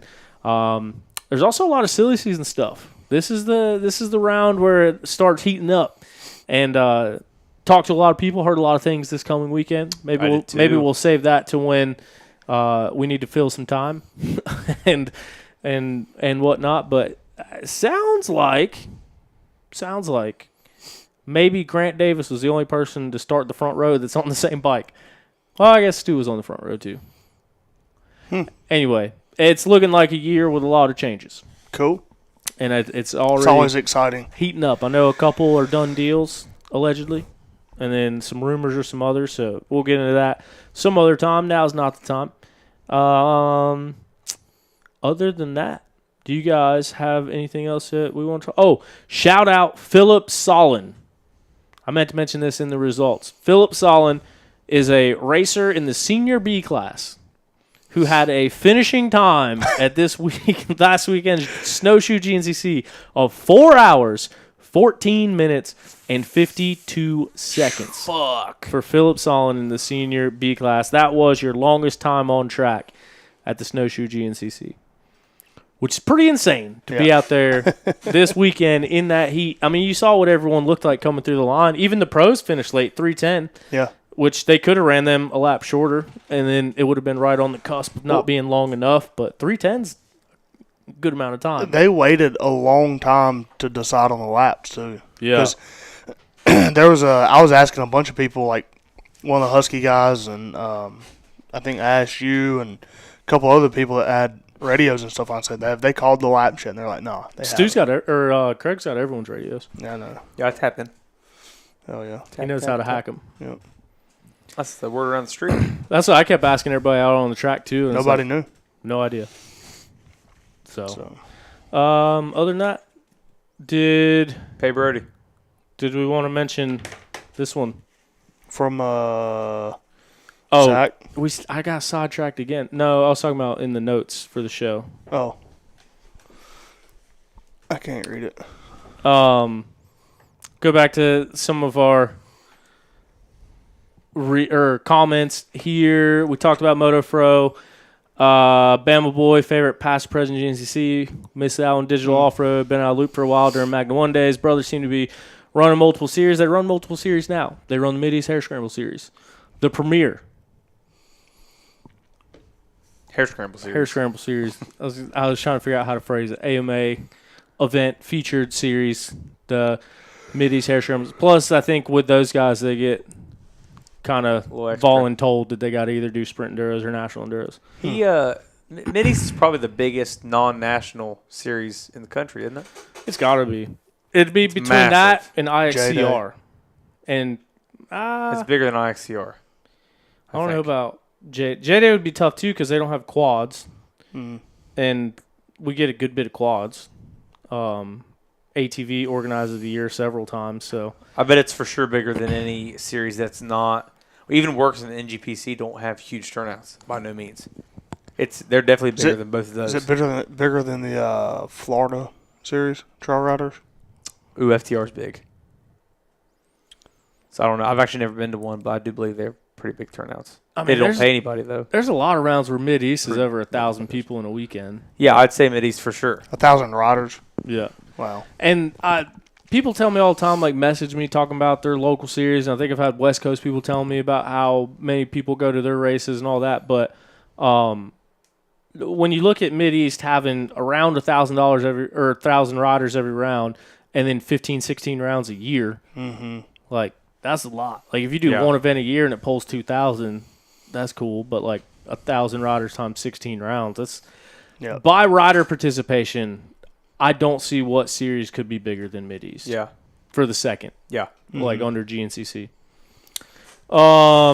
There's a comment farther up here. Oh, Matt Chamlin, Boy is his name. Kamakana YY Ole Kahalapuna. I'm just gonna call him Home Dog. Moto Pro says they work mint up here in New England too. The M59 front and X31 rear. Zach Carrier says, "What happened to Bollinger? And any updates on the race series you're supposed to be trying to start?" That kind of fizzled. I think we talked about it on here quite a bit. I don't know. Flood the market. Get some people that approach me from time to time, but I don't know. There's been a lot of stuff that have happened on that front, which leads me to believe maybe it's not what I'm meant to do. Tyler Brown says, "How do we order some of them hat shirts and raffle tickets for the bike?" Craigie raced the Venmo. You can get them directly from Brody Johnson. I think his Venmo and everything is in his bio. He's got hat shirts, and then raffling off a bike. JoJo's raffling off a bike. Will This raffle Steven Piper. is gone. JoJo's? Yep. Norm got it, bud. Fast Track's got it. Oh, really? Yep. Break my heart. That sounds rigged. Easy, brother. Will Steven Piper is raffling off a bike. Is there any other bike raffles? Josh Strang. Bicycle. He is the enemy. He's racing for Team Australia. He's raffling off an e-bike. Yeah, I did donate to his cause. He's raffling off an e-bike courtesy of Carolina Pedal Works and Jason Hooper and Trek. A lot of different things going on. A lot of ways to support riders and our adopted riders like Strang, like Rachel Archer, like Taylor Jones, like I think Danielle McDonald's going. She oughta. Ashley Lund says she's from NC. Anyone know who we're talking about? Who? I just said she's from NC Where are you seeing all these comments at? on the tube. Scroll down, brother. Oh, it's all the way down. I don't know who we were talking about when she said she's from NC. We're dead. What chick we're talking about? Oh, is the computer about to Oh, die? yeah, it's going. Oh, all right. Well, I guess that's going to wrap it up from us. Y'all got any final words on the weekend that was? If you've never been to Snowshoe, go to Howard's Hole. You got to. It's a must. It's a long walk. Long walk. It is a long walk. But you'll never see anything like that again in your life. And the walk from Howard's Hole back down the ski It's slope terrible. or up, don't even worry about that. The sights you will see and the kilt over people who ain't walked 2,000 steps in the last 6 months, it's great. Worth it. I love it. I seen a grown-ass woman on her side yelling, "I can't make it," and the little girl, not big, yelling, "I can't make it, go without me, I'm getting sick." And This is where I die. I thought, yeah, it was pretty dramatic. I loved it. I'm a big guy. I walked it. You'll be okay. I rode it. I never walked down there. I rode my Piece of YZ shit. 250FX because Yamaha Motor Corporation is the presenting sponsor of On the Pipe podcast. So shout out them. Shout out GNCC for letting me cover the races. Have a good time doing it. We got the YouTube video up. That is the raw race recap from the pro race. There's also all of the morning bike starts. Every row from the morning race, that is on our YouTube channel as well. And going up tonight or in the morning will be the absolute carnage of the FMF PowerPoint. And there is some gold in there. From Saturday? No, Sunday. Yeah? Sunday AM bikes. Huh. Yes. It did was not get- a cluster, dude. Didn't get stuck one time. Really? Hit it every lap. How did you make it through all the people, dude? There was 1 million people stuck up. Dude, there was bikes.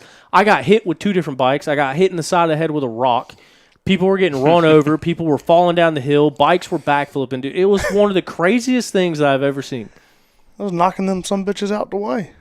Rachel came through. I never even saw her.